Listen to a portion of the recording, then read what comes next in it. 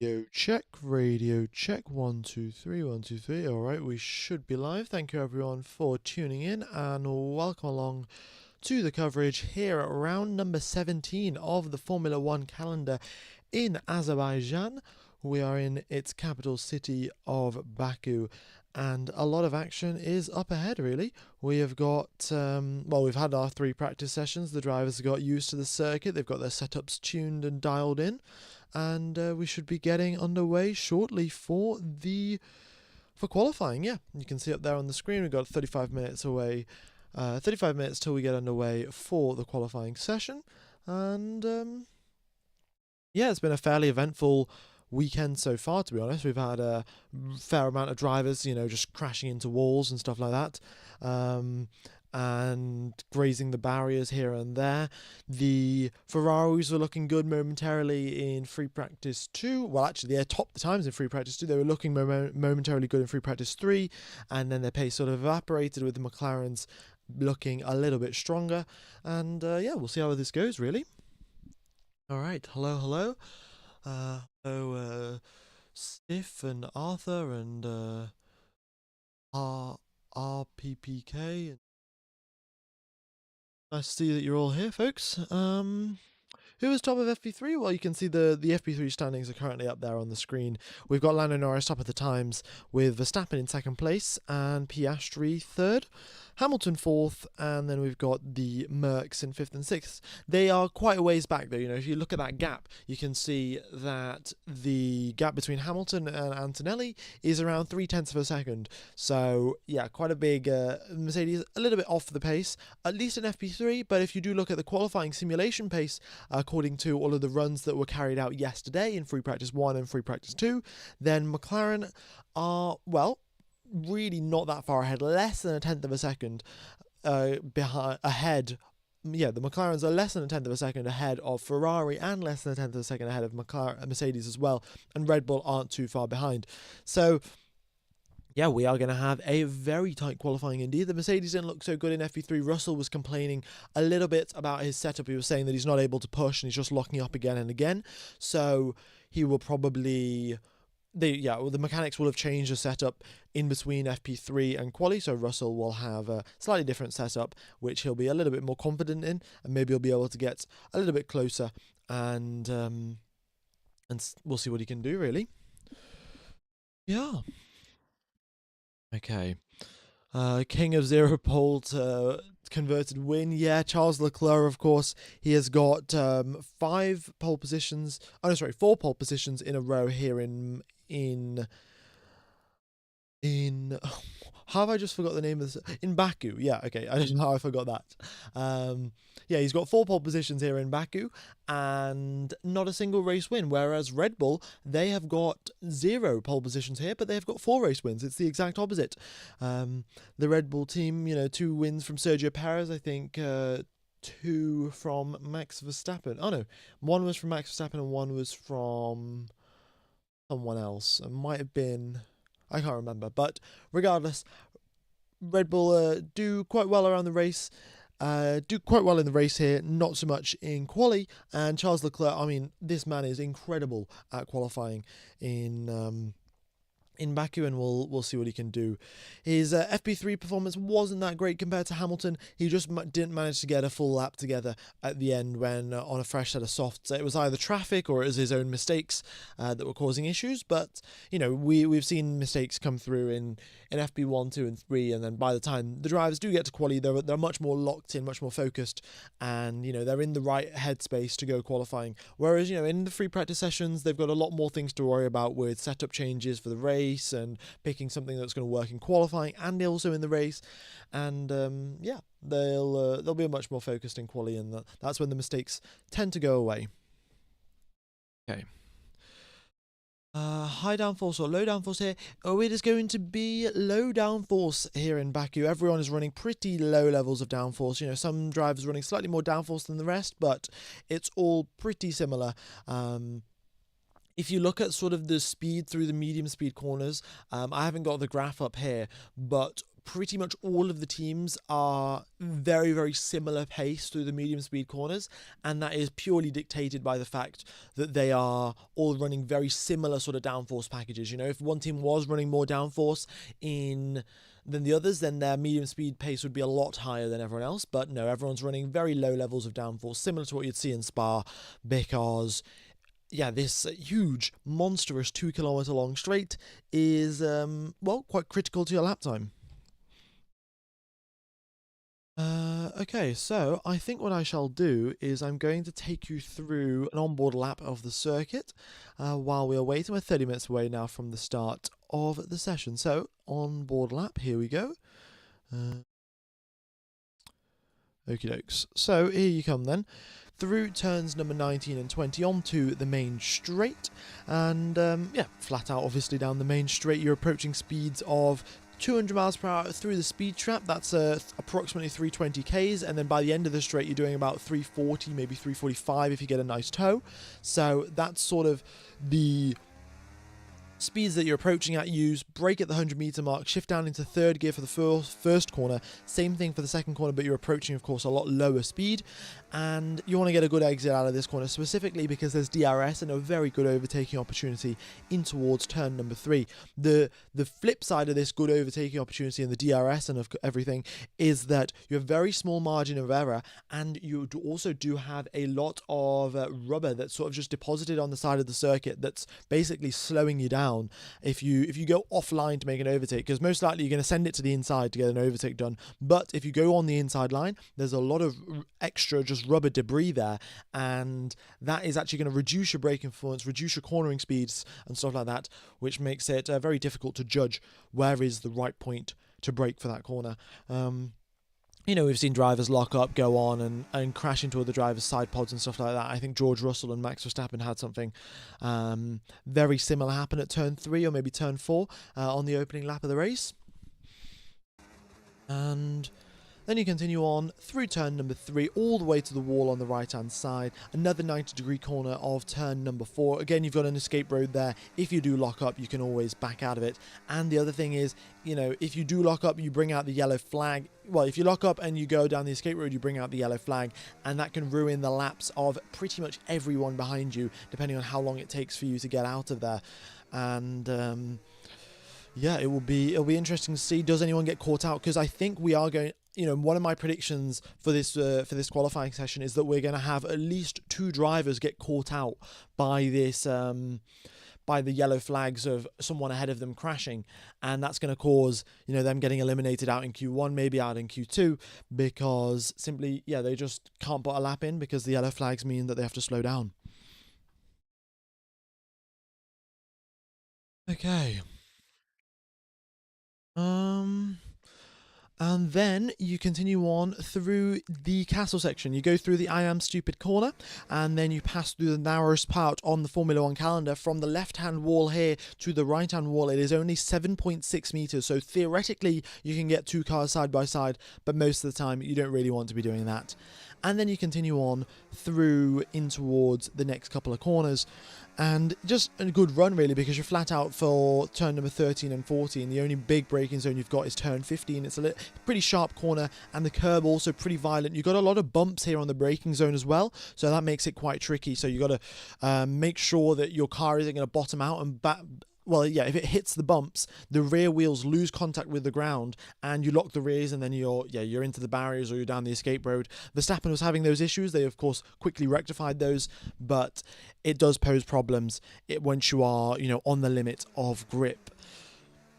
And yeah, again, we've seen, in fact, I think Carlos Sainz was at this corner, just got a little bit of oversteer, tapped the rear of the car into the barriers. It's very, very easy to do. But this corner, thankfully, is a little bit low speed, so you can get away with just touching the barrier. At some of the higher speed ones, you do end up with what happened to Lando Norris, where you totally ruin the alignment of your rear wheel and have to crawl back to the pits in second gear, and that's your qualifying session over. Yeah. All right, and then, yeah, that's a lap of Baku, really. The final couple of corners, you just want to minimize your steering angle and find the line here that's got the least possible bumps. And if there is anyone else ahead of you to give you a tow, that is always ideal. The gap to give you sorry, not the gap, the delta that you get by getting a tow is around 3.5 tenths. So if you get a tow, your final sector is going to be 3.5 tenths quicker than someone that doesn't have a tow. And well, that's basically just night and day difference, and it can make or break a qualifying session. So we're going to see a lot of drivers playing around for the tow. A lot of teams, sometimes, we saw Aston Martin, Stroll and Alonso were practicing giving each other a tow, because of course that's what's going to happen. I think at least in Q1, Aston Martin aren't looking too strong. The only way they're going to get out of Q1 is if one driver gives the other driver a mega tow, and then the other driver returns the favour on the next qualifying lap. So we'll see how the Aston Martins fare and what all the other teams do. Do they decide, each driver for themselves, and they have to figure out how to get a tow, or are the teams going to orchestrate the tows and alternate them?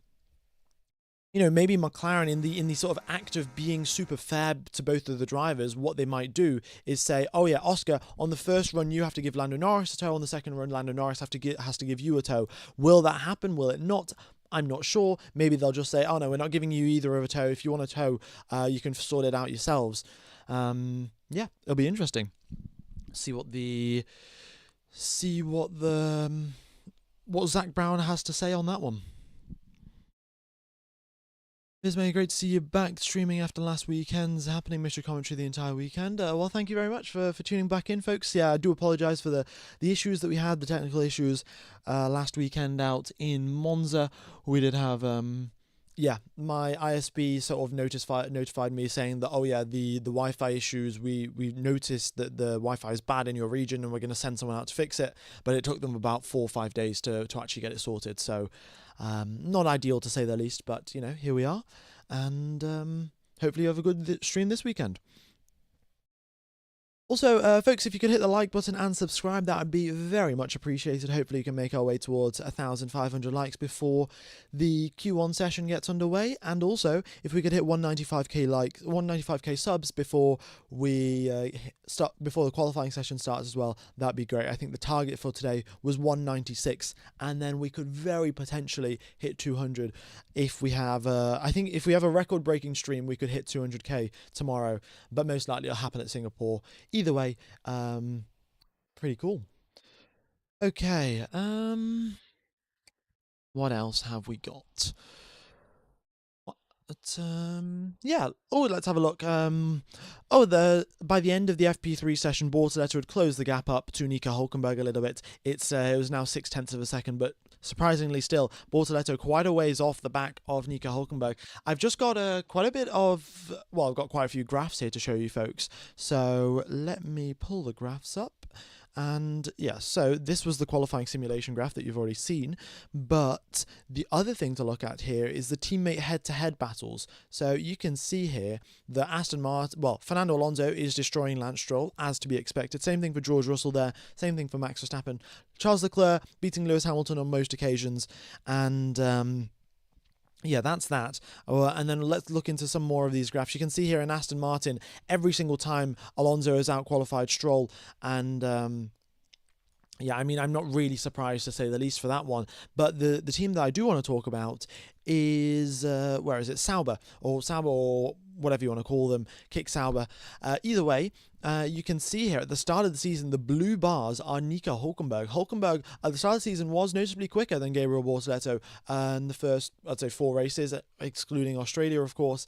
But then, ever since then, Bortoletto's qualifying performances have just been getting better and better. And if you look at the past couple of races there, the qualifying gaps are huge. You can see maybe 4 or 5 tenths of a gap between the two teammates. And Bortoletto's a rookie, so really good job from him. And yeah, a bit odd to see the gap swing back so suddenly to Nico Hülkenberg's favour, but maybe this is a track Hülkenberg's good at, maybe this is a track Bortoletto is bad at. Another team I'd like to talk about is Williams here. Williams, you can see that, a lot of people coming into the season expected that it would be super duper close between Alex Albon and Carlos Sainz, and it has been for a few races here and there, but apart from that, we've seen gaps of 2 tenths, 3 tenths, 4 tenths even between these two drivers. The orange bars being Alex Albon, so the bigger the orange bar, the quicker Alex Albon was, the bigger the blue bar, the quicker Carlos Sainz was. And, on a few races, Sainz has been notably quicker, but for the majority of the time, Alex Albon has been putting in a big shift for the Williams team. And, you can see that reflected in the FP3 session. We've got Albon in 7th position, Carlos Sainz in 13th, and the gap between the two drivers is, how big is that gap? It's around half a second or so in terms of lap time. Yeah. And which other team? Yeah, you can see here Charles Leclerc also a majority of the time being a fair chunk quicker than Lewis Hamilton. This weekend, I think, is going to be a lot closer, though. Hamilton looks really good. His confidence is doing quite well, and he's able to keep up with Charles Leclerc at probably one of his best circuits as well. So it's a good sign there for Lewis Hamilton. George Russell, fairly consistently beating Kimi Antonelli. Antonelli, unfortunately, though, not making many signs of improvement. You could see here from Australia down to Bahrain, you can see some hints of improvement, the qualifying gap getting smaller, but then it jumps up again in Saudi Arabia. He has a one-off good race in Miami, and then again it's sort of hovering around this 3-4 gap, and just not ideal really. But we'll have a look at what happens this weekend. Sometimes trends can be broken, and it is of course a street circuit after all, and anything can happen. All right. F1 Gamer, quick question. What are the wind conditions today and how can it affect today's qualifying? That is a very good question indeed. So the wind conditions today are, well, they're a lot stronger than yesterday. We're getting winds up to 25 kilometers per hour and sometimes even gusting up to 40 kilometers per hour. So it is getting quite strong. However, the wind mostly is blowing from the southern direction. So if you look at the track map is oriented so north is upwards. So the wind is sort of just blowing across the circuit. So it isn't making too much of a difference to the sort of top speed for the drivers going down the straights, or it isn't affecting their braking performance that much.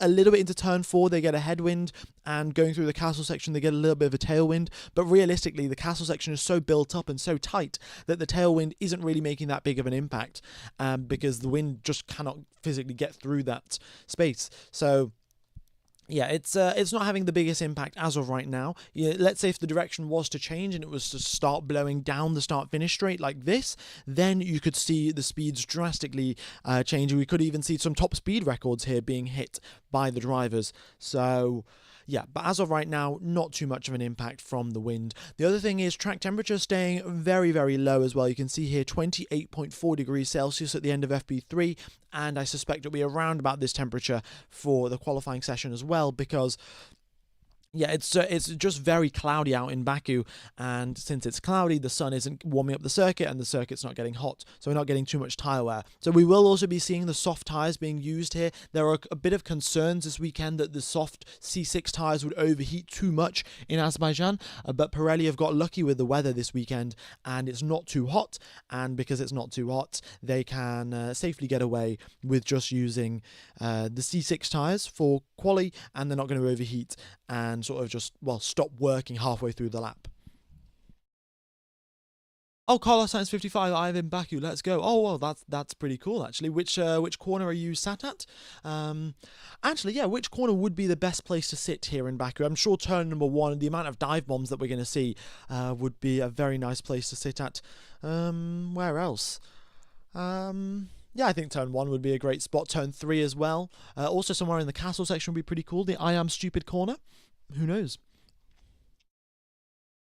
Okay, F1 Gamer, who is your prediction for pole? Well, let's have a look at our poll that's running in the chat. We can see that that Verstappen Racing has got 37% of the vote. We think Ferrari has got a 31% of the vote, and McLaren have got a 33% of the vote. It's actually extremely close for what the drivers, well, what you guys think of who's going to get pole position. I'm also very, very uncertain.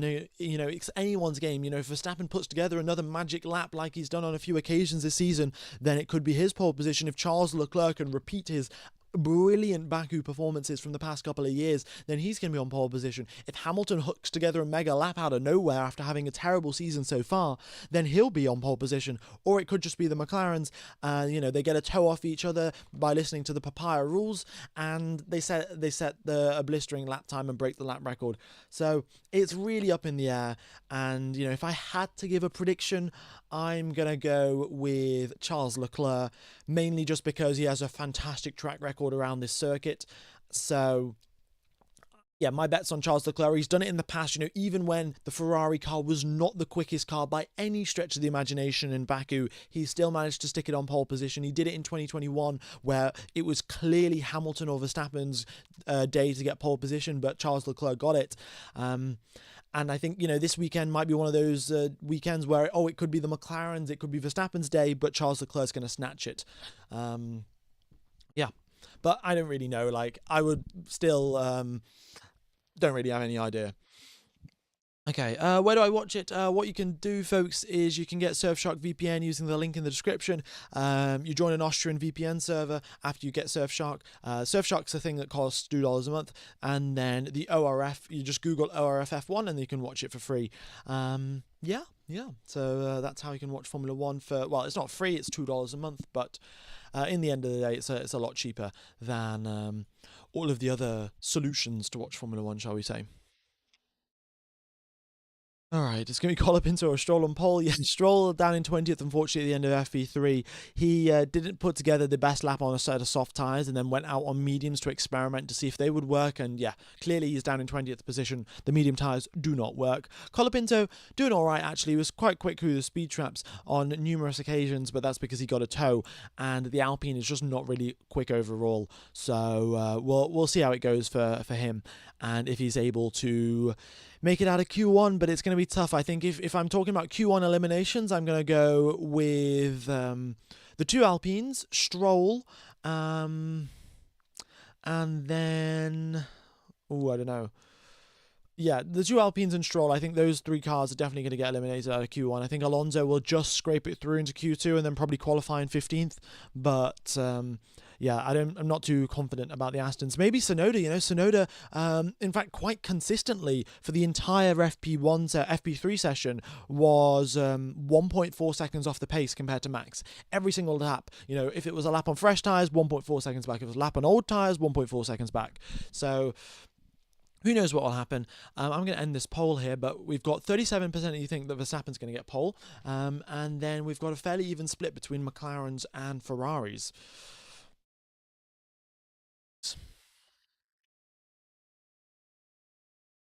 See, does Red Bull have any upgrades? No, nobody really has any upgrades.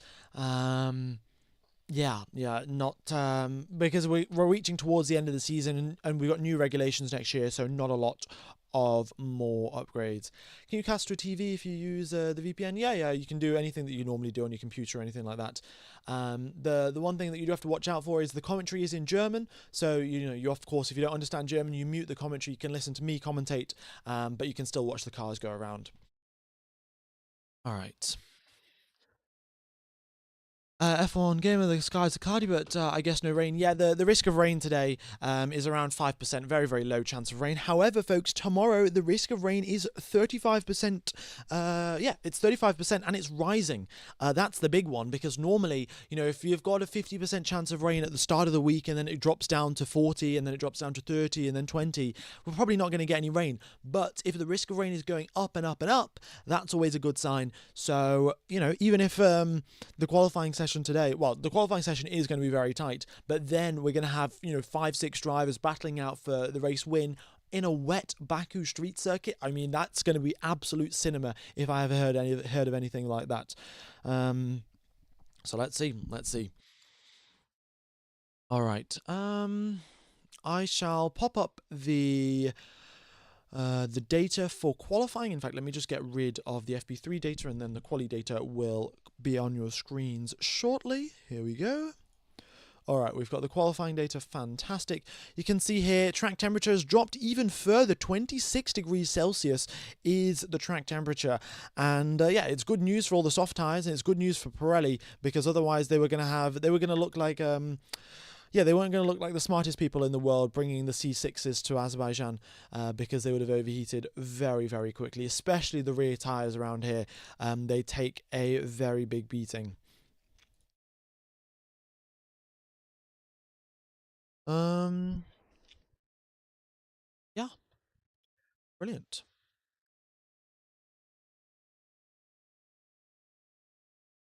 Okie dokes, let's get the radios up again. I don't know why it's not updating properly. Let's... there we go. Okay. Fantastic. Yeah. Let's see then, folks. They should have a Vietnam Grand Prix. They did have one. No, it was going to happen in 2020, but then it got cancelled, unfortunately, because of COVID. The local news said it's a 60% chance of rain in Baku tomorrow. Oh, well, that's fantastic, folks. That has just gone up from 35 to 60 then. Well, folks, do not miss out then on the race tomorrow. It is going to be absolutely mega. If there's rain, it'll be the first ever rain in Baku where we have had first ever race in Baku where we have had rain. Honestly, I need to have a quick drink of water. Actually, where is my water bottle? Give me a sec, folks.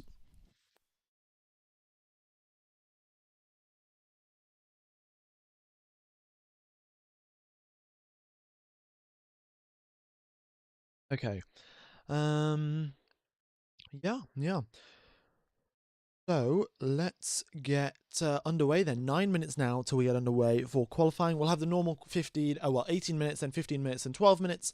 And the first session is going to be quite busy, quite hectic, because we're going to have all 20 cars out on the track. They should have enough space, but the problem is that, well, there are two sort of congestion zones in the circuit. You do not want to be getting stuck here with fast cars approaching behind you, because that is, well, you're just going to block them and you're going to get a grid penalty for doing so, which is bad news. So the drivers accelerate out of here really quickly because they don't want to be here.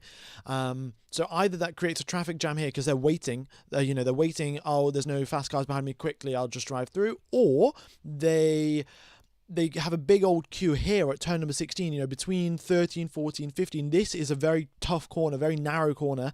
And then you've also got cars queuing here and here, waiting to go for a flying lap and also get a tow off someone as well. So it is traffic paradise, as Yuki Tsunoda would say, in the streets of Baku, especially in Q1. In Q2, it'll probably get a little better. In Q3, it won't be a problem.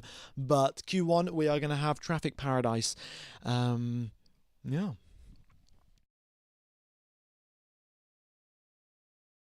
Okay. Let's see, what else have we got? Let's see what else have we got to talk about then. Oh yeah, we'll see how we shall see how Kimi Antonelli does around this circuit. He wasn't too bad compared to George Russell, and wasn't also having any sort of issues as well. So it'll be hopefully he can get close to George Russell, and maybe that'll bring. Yeah, maybe the top 8 will all be fighting for pole. Who knows how close it's going to get. The Williams also looking pretty strong. Earlier on in the long runs as well, the Williams were doing, their pace was quite solid. So yeah, I don't really count them out for this race. I suspect if any of the top teams have any blunders or DNFs or engine issues, Williams will be right there ready to pounce and get some extra points to their name. Because if we have a quick look at the Constructors' Championship, you can see Williams is there in 5th position with 86 points to their name. And, there's no way they're going to get 4th position because Red Bull is nearly triple the amount of points as them.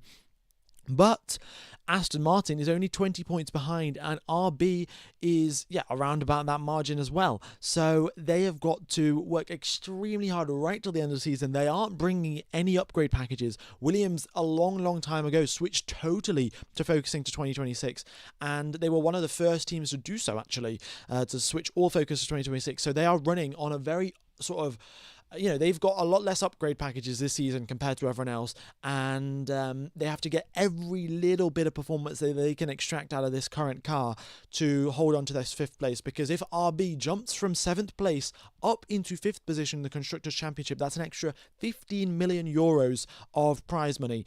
And I'm sure the RB team will be happy to take that. I'm sure the employees and the engineers would love some winter bonuses, and we'll see what they can do and if they can gain some points. Lawson and Hadjar looking really good. Hadjar as well, there's talks of him, in fact, even getting promoted up to Red Bull in 2026. That may happen, but Tsunoda, of course, is playing a very vital role in the development of the 2026 car, because they know for a fact they can't solely rely on Max Verstappen, because Max is just, sort of too good of a driver, and he'll deal with a really unstable car and still be able to drive it reasonably quickly. and that causes problems for the number 2 driver, which has been cursed since 2018. Daniel Ricciardo had 8 DNFs here, 8 DNFs in 2018. Those are of course mechanical issues, but then after he left, the Red Bull have just constantly been switching out drivers left, right, and center, and nothing has been sticking for them. So who knows what will happen. Okay. F1 Gamer, it's raining right now. Carlos Sainz 55 is at the circuit, folks. Carlos Sainz 55 is at the circuit. We have a weather reporter on the track, and he has just reported drizzle at the circuit. Ladies and gentlemen, boys and girls, what a qualifying session we are about to have. Let's go. All right, yeah, well, this is going to be good, isn't it? Track temperature has somehow gone up, even though that there is rain. Oh, ladies and gents, do you see this message here? Rain is yes. The FIA have also confirmed it is raining. Let's go. All right, well... All right, well, yeah, this quality session is about to get a whole lot better. Nobody has driven in Baku in wet conditions before. Nobody has any ideas what racing lines to take. Nobody knows where the braking points are or what to do. And good news, ladies and gentlemen, good news. Oh, fantastic, fantastic. Okay. Well, I'm really looking forward to this one.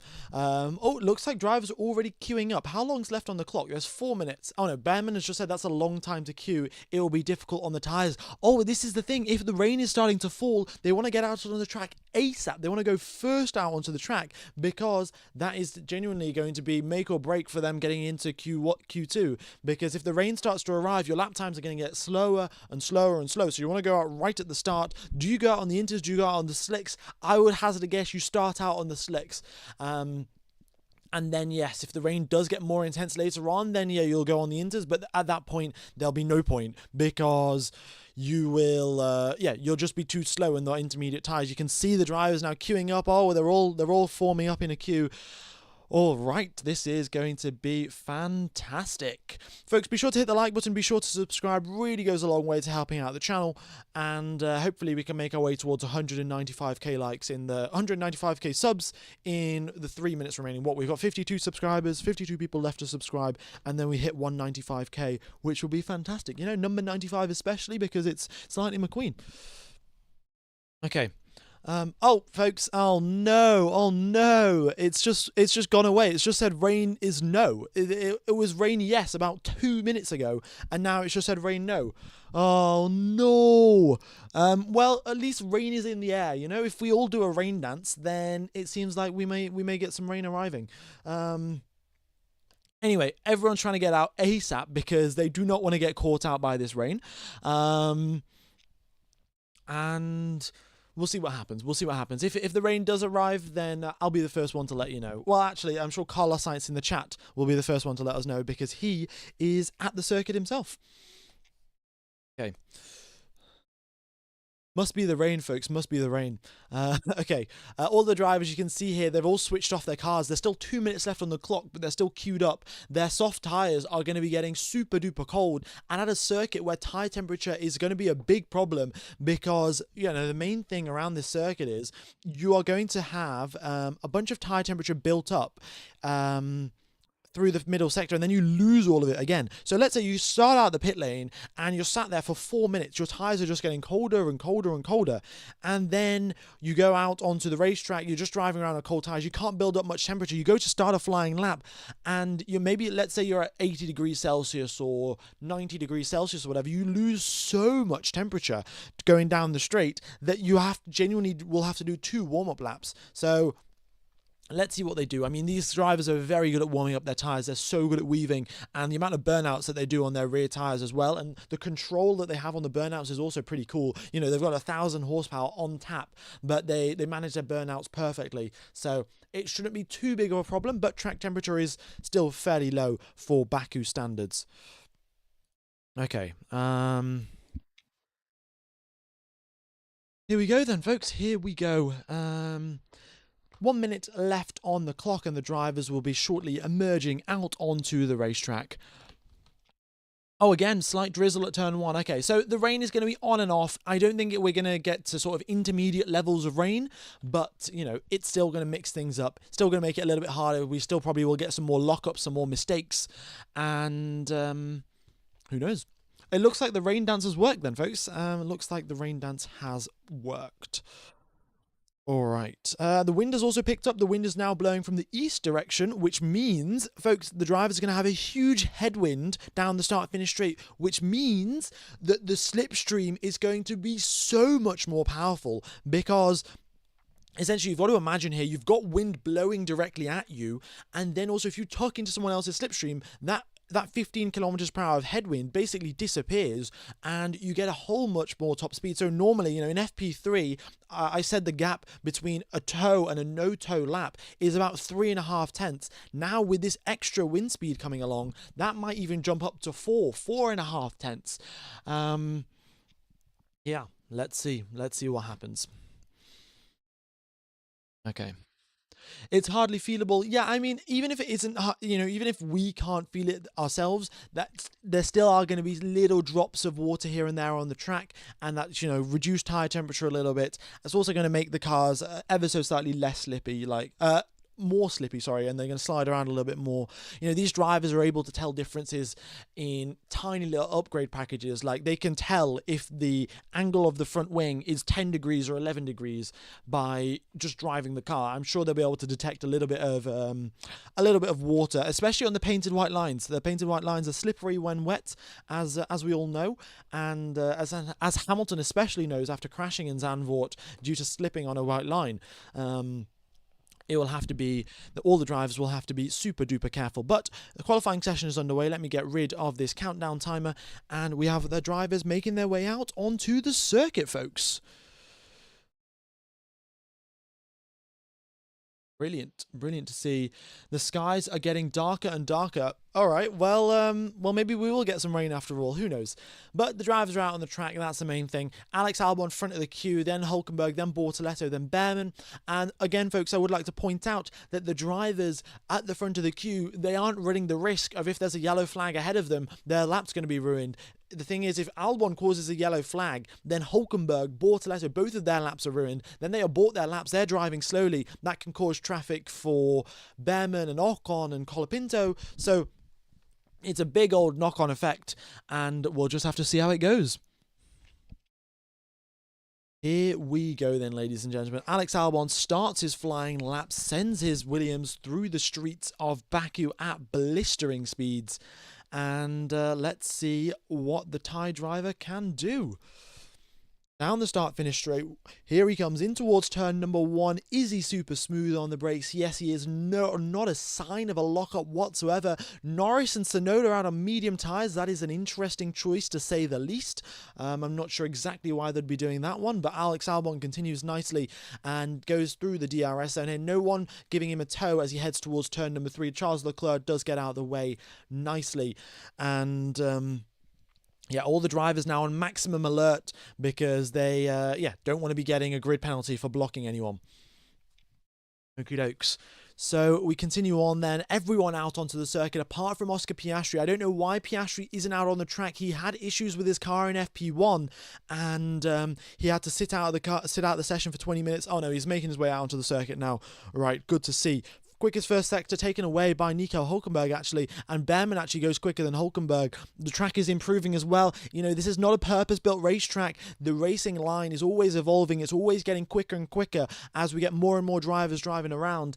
And well, let's see how it goes for Ollie Behrman. Also, Verstappen is out on mediums, and so is Piastri. So both Red Bulls, both McLarens are out on the medium tyres. Maybe they're just using them to see if they might work or not. It is the first run of Q1. They're pretty sure they're going to make it into Q2. So they're taking a little bit of a risk, a little bit of a gamble.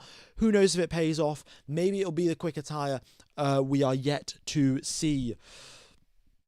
Okay, here we go then. We have got Carlos Sainz actually goes purple in the first sector. He goes 6/10 quicker than Alex Albon in the first sector, so really nice job there from Carlos Sainz. Alex Albon on 143.778 as our first time across the line. Hülkenberg goes half a second back. Alonso goes purple in the first sector. Bortoleto purple in the final. And Charles Leclerc starts his flying lap. Behrman across the line up to top of the time. 6/10 clear. Really good job there from Ollie Behrman. And now we have got Ocon across the line, second place for him. Pretty good there from the Frenchman. Colapinto is in 5th in the Alpine.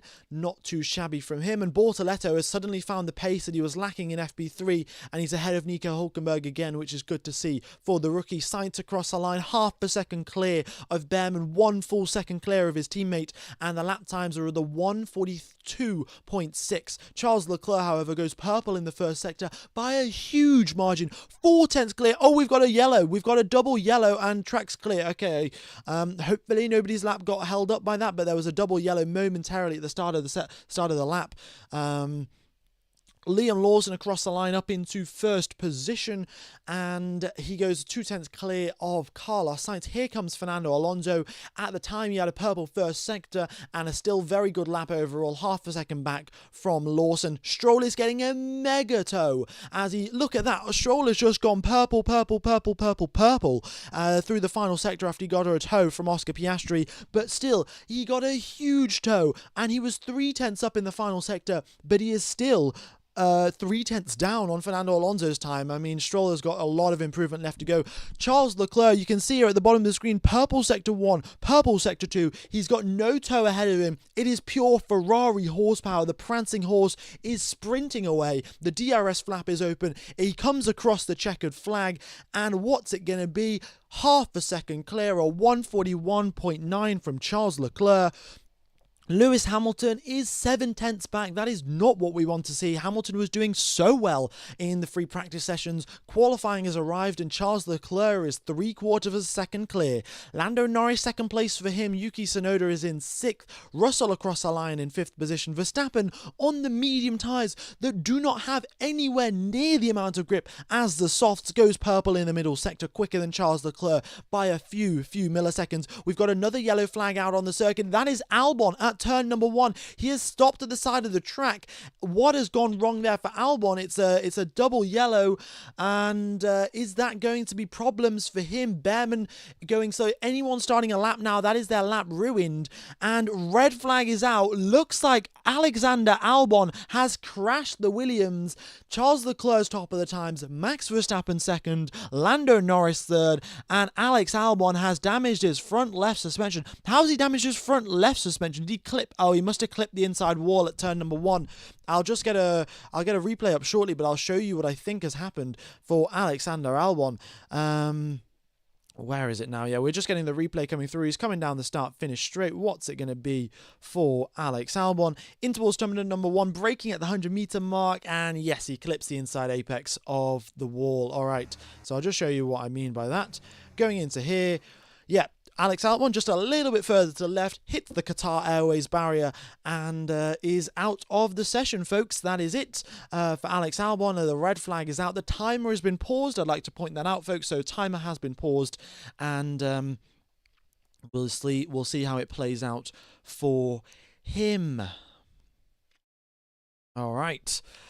Very, very unfortunate there for Alex Albon. Very unfortunate indeed. And that is going to probably mean that he's eliminated out of Q1 because Piastri and Antonelli yet to improve. The drivers making their way back to the pits now. It's not going to take too long to get Alex Albon's car out of the way, and in that time, the drivers will make their way back to the pits, put some more fuel in the car, and get ready to go again. The red flag goes out before 10 minutes finished. No, the red flag goes out before even 8 minutes were finished in the session. It was, what, 7 minutes and... no, even 6 minutes and 30 seconds of qualifying, and we've got a red flag. We've got another hour left to go, folks. Yeah, we'll see how it goes. We'll see how it goes. Okay, right, well, I guess I shall start the F1 Gamer podcast. Folks, if you've got any fun facts about Baku, then be sure to let me know. But I've got a fun fact for you guys. Sergio Perez is the most decorated driver here at Baku. Decorated just meaning he's got the most race wins, he's got the most podiums out of any Formula 1 driver at the Baku Street Circuit. He's got a few podiums here and there for Force India back in the day, and then, of course, 2 race wins with the Red Bull Racing team. And, yeah, Sergio Perez, what a driver around this circuit, man. And he was on for another podium, in fact, in 24, he was on for another podium in 24 before he crashed with Carlos Sainz, I think. All right, folks, track is clear, DRS is enabled, so that means qualifying will be getting underway in most likely around 1 minute and 20 seconds or so. 1 minute and 20 seconds, we should be getting underway. We just need the official go-ahead from the FIA. When was the track added? It was added in 2016. I think that was the first race that we had in Azerbaijan. At that time, it was called the European Grand Prix. Yeah. Also, folks, be sure to hit the like button. Be sure to subscribe. It would be fantastic if we could hit 195k subscribers. We're only 20 subscribers away, so that'd be pretty epic to say the least. And I think the like goal normally for qualifying sessions is 4,000 likes. So let's see if we can hit that. Okay. Here we go then. What's the track record? I think the track record is a 141.365, like the last year's pole time. I think that is the track record, but do correct me if I'm mistaken. Okay.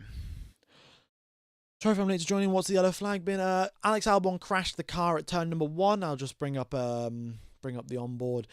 He crashed at this apex here. He just went too close to the apex, crashed his car, and they're just checking the barriers, making sure the barriers are still safe, still working properly as expected. And then once they've checked that, we should be good to go. All right. Brilliant. What was I going to get rid of? Oh, yeah, here we go. Imagine heavy rain here. Ooh, that would be interesting. Okay, 2021 was a 143.009. Okay, thank you for that, folks. I shall just put that up here. 2021 pole is a 141.009. Fantastic. Track. We might beat that. I think what we saw in FP2, Hamilton went a 10th quicker than last year's pole time, but still didn't beat the lap record. So maybe we'll get the lap record broken today, and maybe it'll be by Charles Leclerc himself. Who knows? But the track has been declared clear, folks. It has been, so the FIA have checked the barriers. They have given the go-ahead, and they are saying, right, we are good to go racing now. So any moment now, we should get the green flag to go out onto the circuit. Okay, what's the free stream via the VPN? You can use the, where is it? You can use ORF, or you could use SRF. If you connect to a Swiss VPN server, you can use SRF. If you connect to an Austrian VPN server, you can use ORF. I think ORF works better today, but yeah, it's up to you guys. Okay, yeah, we've got the official go-ahead, folks. The qualifying session is resuming in 3 minutes' time, so let me just pop that up on the screen. Here we go. QUALI, or I just put restart in. Okay. Where is the countdown timer? Yeah, restart in 2 minutes and 25 seconds, and we'll be getting underway. The drivers are making their way out to the end of the pit lane because, yeah, they want to get going ASAP because they don't want to get stuck in the pits behind everyone else. Okay.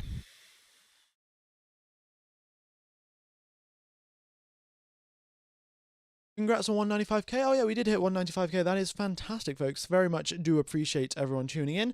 And also anyone that wasn't listening to the free practice streams, this is my 100th Grand Prix, actually, of commentating. I started back in 2020 at the Russian Grand Prix. That was the first one that I commentated, and here we are. You know, I've missed a few here and there. But in 2025 at the Baku Grand Prix, we are at the 100th Grand Prix of the channel. It's pretty awesome. Okay.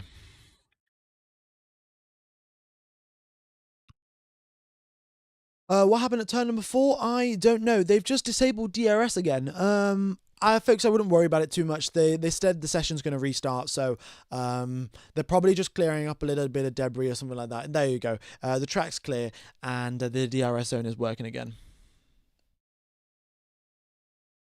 The track record is from 2019. Okay, I'll have a look. But either way, you know, we've got the lap time that we want, so I don't think it matters too much in the end.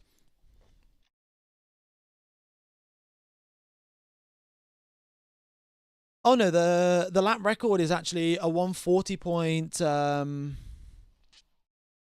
Oh wait, I'll just double check what the lap record is, because that was the race lap record. It was not the pole position lap record.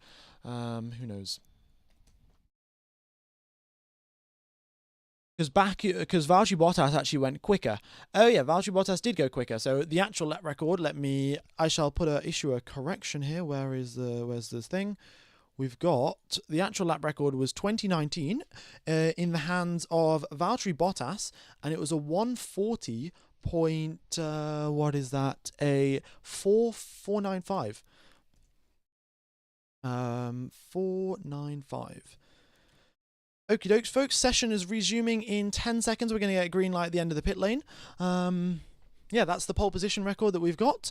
And yeah, session's restarting. So let me get rid of this timer. And the drivers are making their way out onto the track. You can see here the timer at the bottom left is ticking down. So the session has resumed. And you can see Gasly there, first driver to make his way out onto the circuit. Brilliant. I'd appreciate it if you didn't do spam the face reveal. I will probably do a face reveal at some point. I said I'd do one at 100k. Oh, 2023 Charles was faster. All right. Well, I probably should have checked this beforehand. Well, you know, I shall correct that again. I think that's the third time I've changed it today. Okay. 2023 poll 140.2.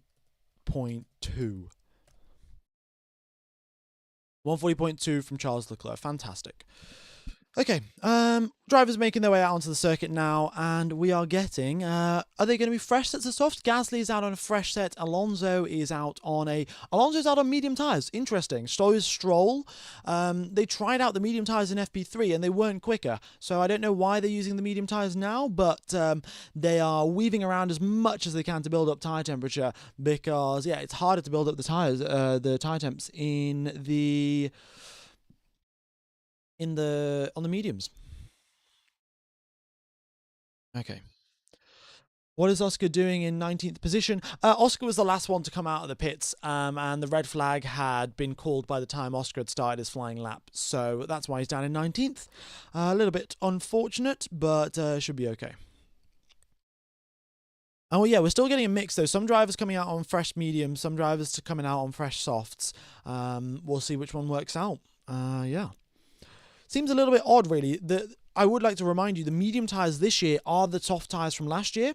So essentially, the medium tyres are still, you know, qualifying like tyres because we did use them last year for quali. But the thing is, the teams haven't got that many mediums. They've only got 3 sets, and they've probably used one already in practice. And that means that they are going to limit themselves in terms of strategy options for the race tomorrow if they do use multiple sets of mediums for qualifying today. So I guess we shall see. All right.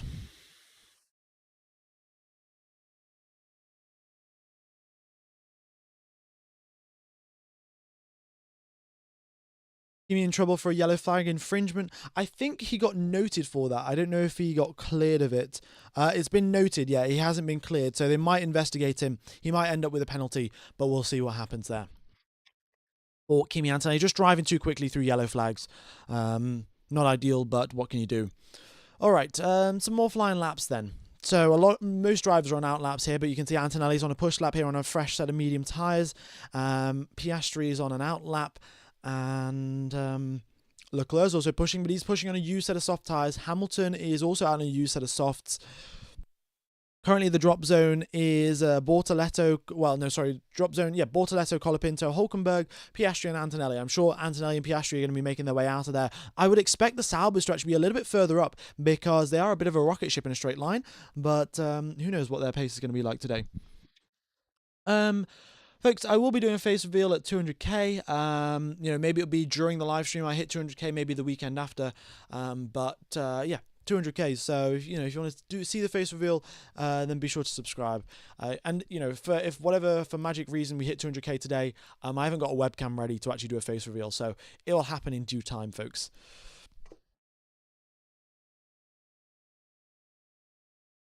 All right then. So here come the flying laps. We have got Alonso now doing a warm-up, actually, by the looks of it. Alonso's doing a double warm-up on the mediums because they're not getting up to temperature quickly enough. So he started off with, he's 14 seconds off the pace, 12 seconds off the pace on his warm-up lap, and now this is his proper flying lap for Fernando Alonso. So the medium tyres, drivers struggling to get them up into temperature immediately. All right, Antonelli across the line, and that is 10th position for him on a set of medium tyres. George Russell, his teammate, he's now done his warm-up lap for him. We'll see what he can do there. Tsunoda up into 3rd position. Fantastic job there from Yuki Tsunoda, actually. And he is 1/10 behind Max Verstappen, which is really, really good to see. Oh my goodness me, Lewis Hamilton, fresh set of softs and immediately a yellow flag. That is Hulkenberg. Oh no, no, no. Double yellows waving at turn 4. Has he gone down the escape road or has he crashed his car? Piastri across the line for 2nd position for him. And oh no, it's a red flag again. Nico Hulkenberg at turn number 4 misjudged his braking point, and that is it. He has stopped ahead on the track. Oh goodness me, we've had 2 DNFs already, and oh, it looks like Hulkenberg's managed to reverse and continue on, has he? Or is he still stopped at the circuit? His front wing is deposited, his front wing is there, but Nico Hulkenberg isn't. So that seems to tell me that Hulkenberg is still moving on the track. His GPS isn't showing up, but who knows? Oh no, he is moving. He's just behind Lawson there, and he's managed to reverse out. He's broken his front wing, but he's reversed out, and he will be able to take part in the session, folks. He will be able to take part in the session.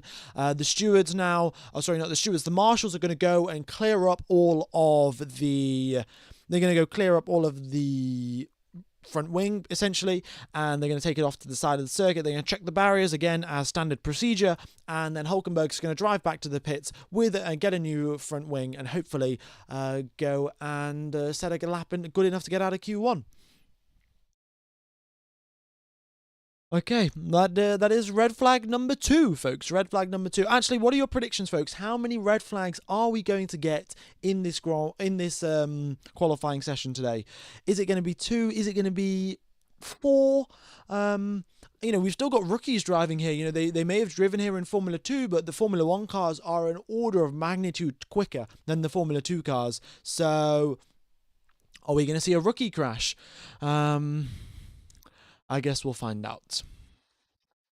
And yeah, everyone was on a flying lap. You know, so many drivers were on a flying lap. You can see Verstappen, purple in the middle sector. You saw Leclerc, who was, again, purple in the first sector. Loads of drivers were pushing, and the red flag came out. Very, very unfortunate indeed. All right. Yeah. And, you know, Alonso, he had done a full warm-up lap on those tyres. He was getting ready to go. Lap aborted. So, Hulkenberg has ruined quite a lot of teams' run plans. Okay. Antonelli has got a lap time deleted, folks, and that's dropped him down into 20th. That's dropped him down into last. He exceeded track limits on the final corner, just went way, way too wide, and he is now dropped down to last. So he's got to do another lap to make it through. Okay. Also, folks, I'm looking here, if you can do the theoretical best lap time, so let's say Charles Leclerc hooks up every single sector that he possibly could, as well as he possibly could, that would put him ahead of Lewis Hamilton, about a 10th clear. If you look at Max Verstappen, if he does that and hooks up every sector absolutely perfectly, then he would also go ahead of Lewis Hamilton. So let's just imagine, hypothetically, if Leclerc and Verstappen did finish their laps, they would have ended up quicker than Hamilton. Leclerc, of course, on a used set of softs, and Verstappen is on a used set of mediums, interestingly enough. Okay, folks, track is clear. DRS has been enabled, and as I just say that, they deploy the double yellow again, and DRS has been disabled. Like, okay, stewards. And yeah, but the front wing has been picked up, at least I can tell you that for sure. And they are just checking the barriers before we get underway. Again, for qualifying for the 3rd time in this Q1 session. The wind is a major factor, it seems. Yes, the wind is actually affecting the grip levels quite reasonably, well, not quite reasonably, quite significantly actually, with the wind picking up and getting stronger sort of in the narrow streets of Baku. What happens is, you know, the wind is blowing along sort of in open fields near the sea. I think maybe near the sea, maybe near the lake or river. I'm not sure where Baku actually is on the map, but you know, you've got a lot of wind coming in, and then it gets funneled into these narrow streets, and the speed really picks up down the narrow streets, and that can affect grip levels. So we'll see how it goes, but we're getting a few track clears, few yellow flags getting deployed here and there, and we should be getting ready to go racing shortly. What happened? Nico Hulkenberg crashed into the barriers. Not too badly, just his front wing damaged, but yeah, they had to deploy the red flag for that one. What does the spike on the tyre mean? This means that they are used sets of tyres. So you can see here, Russell, there's got no slash through them, and that means that he came out of the pits on a fresh set. You can see Sainz here, he has got a slash through them, and that indicates that he came out of the pits with a used set of tyres. But that's about it. Baku is located near the Caspian Sea. Okay, well there you go. So the wind from the Caspian Sea is, you know, blowing across, you know, just very wide and open. You've got very strong winds near the sea, and then it gets funneled down the streets of Baku, and really picks up the speed and really affects grip levels. Kimi lap time deleted? Yes, folks, the lap time has been deleted for Kimi Antonelli because he exceeded track limits at turn number 16. Also, folks, the session is resuming in 2 minutes' time. Let me just pop a timer up on the screen there, and we will have... yeah, we'll be getting underway for qualifying once again here in Baku. Okay. Subscriber target, I shall put that up to 196k. It'd be pretty cool if we could hit that, but you know, we'll wait and see what happens. Right.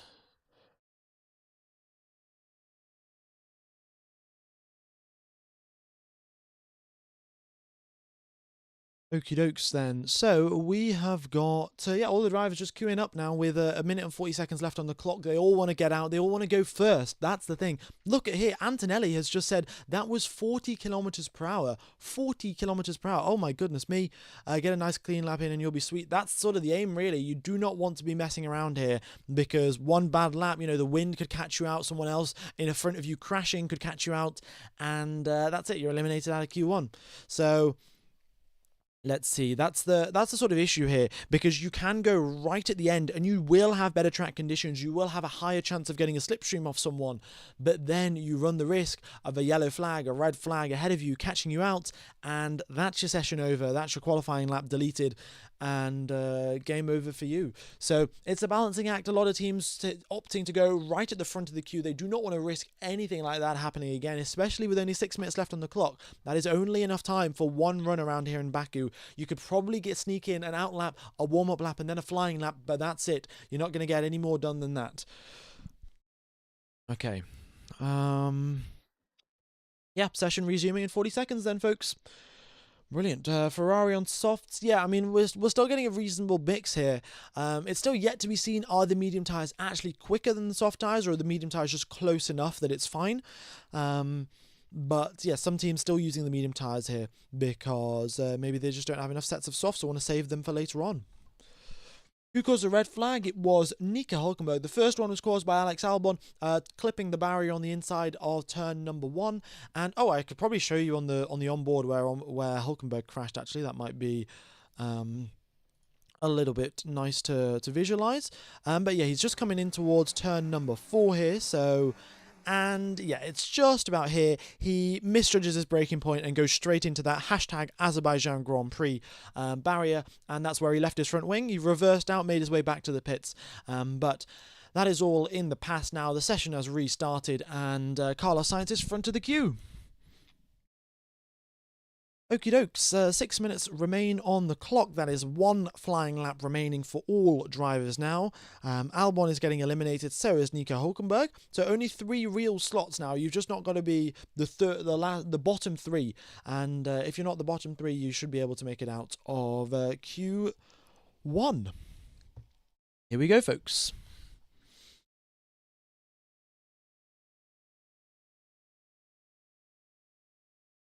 Fantastic, fantastic. I'm going to have a quick sip of water.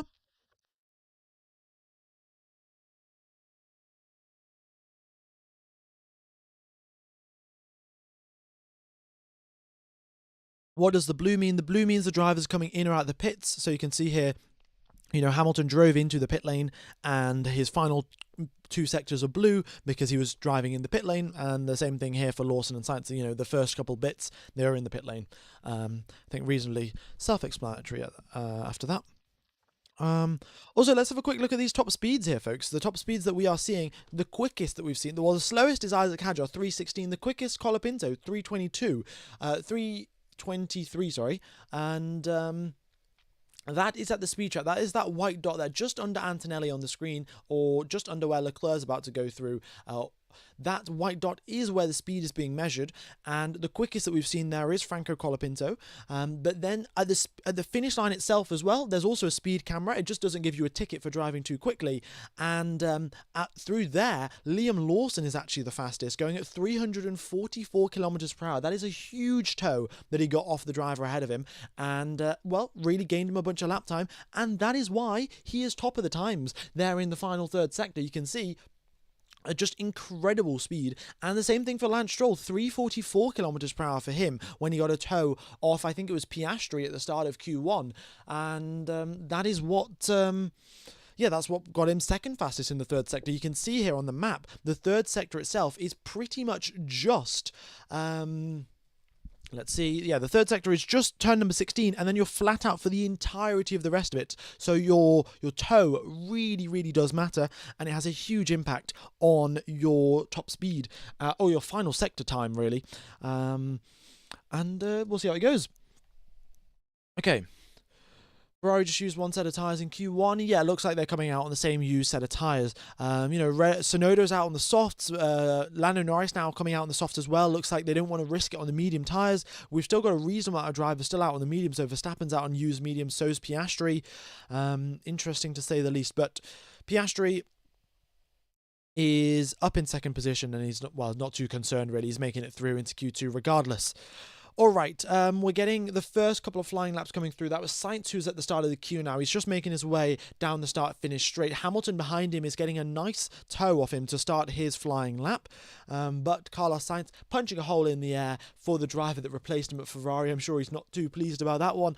Regardless, Sainz comes across the line and does not improve. Goes 3 milliseconds slower compared to his previous best. So that is it for Carlos Sainz. With 2 minutes and 47 seconds left on the clock, he might be able to do a slow lap. And if he has enough fuel, he should be able to get another lap in. But it's all a little bit tight there for Carlos Sainz, and we'll see what he can do. He's also out on a fresh set of softs, so that might help him out if he has another run and enough fuel to do another run. Verstappen purple in the first sector. That was quickly taken away by Norris. Was momentarily purple in the first sector. Verstappen took that away though. Verstappen is on used mediums. Norris is on fresh softs, but still Verstappen is quicker. I don't know how this man does it. It is absolutely incredible to watch him drive.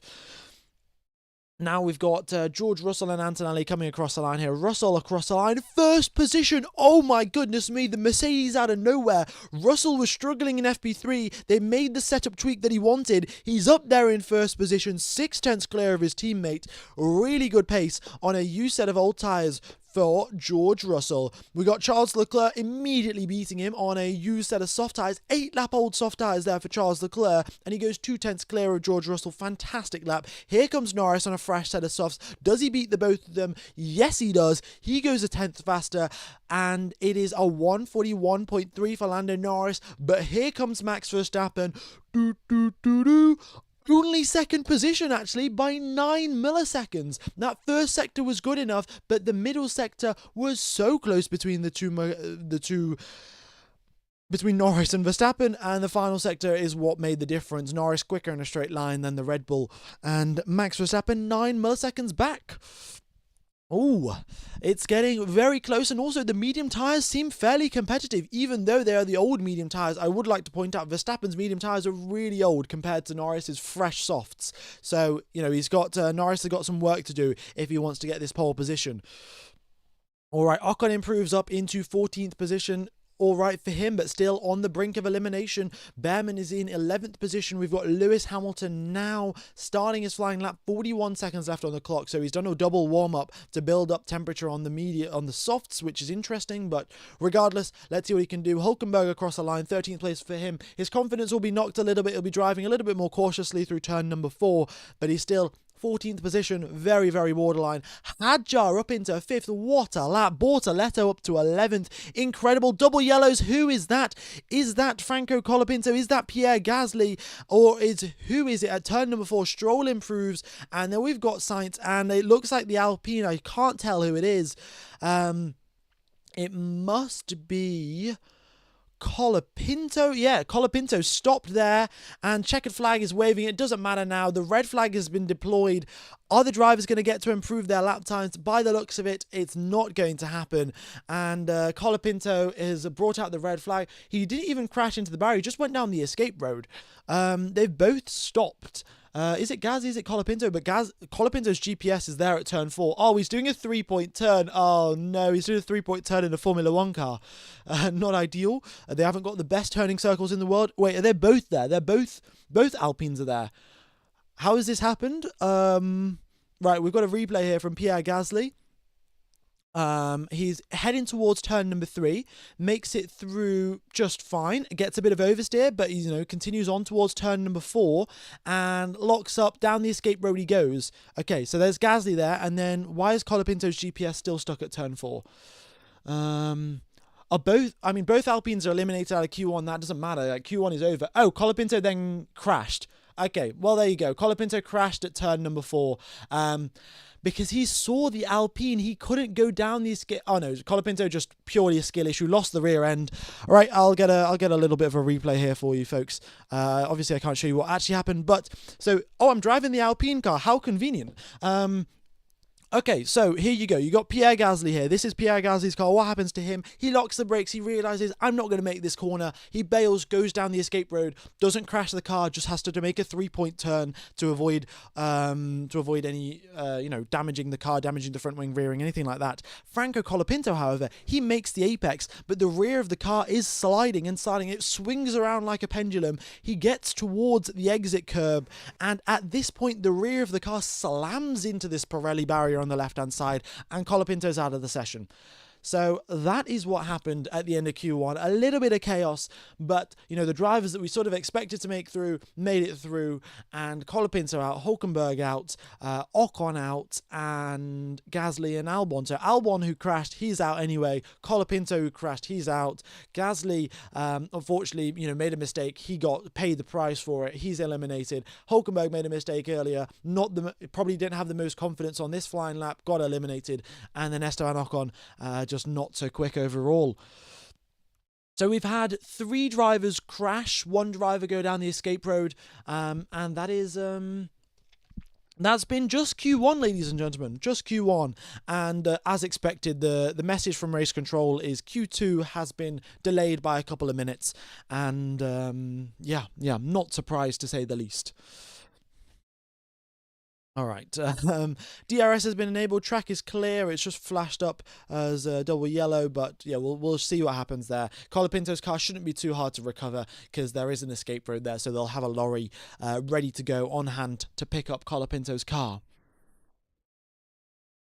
All right, folks, Q1's over. So this is the 3rd red flag, actually. Red flag number 3 of qualifying here in Baku. It's red flag city.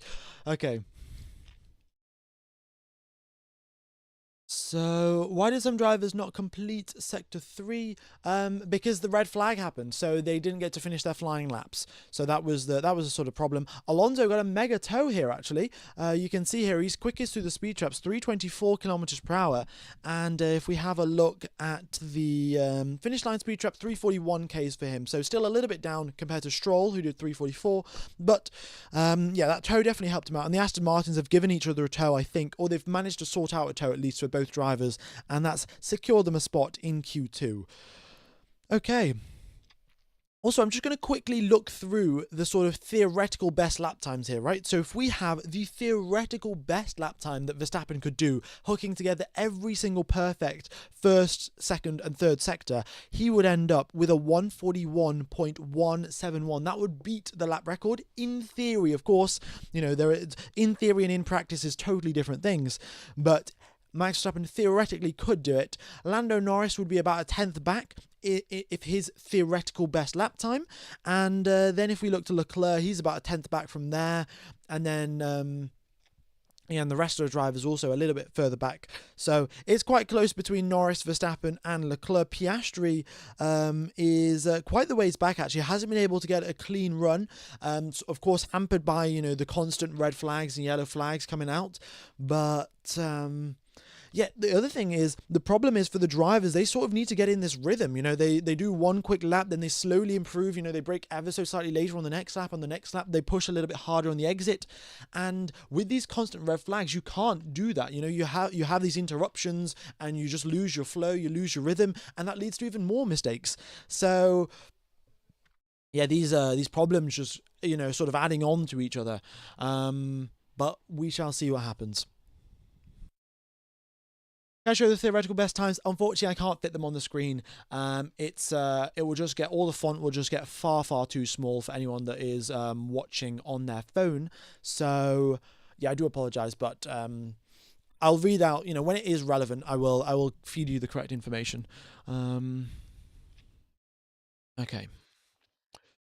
You should put a red flag counter. Yeah. It would be a good throwback to the days where I had a so yeah counter, because I, you know, back in, let's say, 2021 probably, I said so yeah at the end of pretty much every sentence, because I didn't really know how to finish it and flow on to the next sentence. I think I've got a little bit better with it, but you know, I obviously say and yeah and stuff like that reasonably often, because, well, I'm not a professional commentator, am I? Timer for Q2, I would love to give you a timer for Q2, but the FIA haven't given me a timer for Q2, so I would just be sort of guessing into thin air.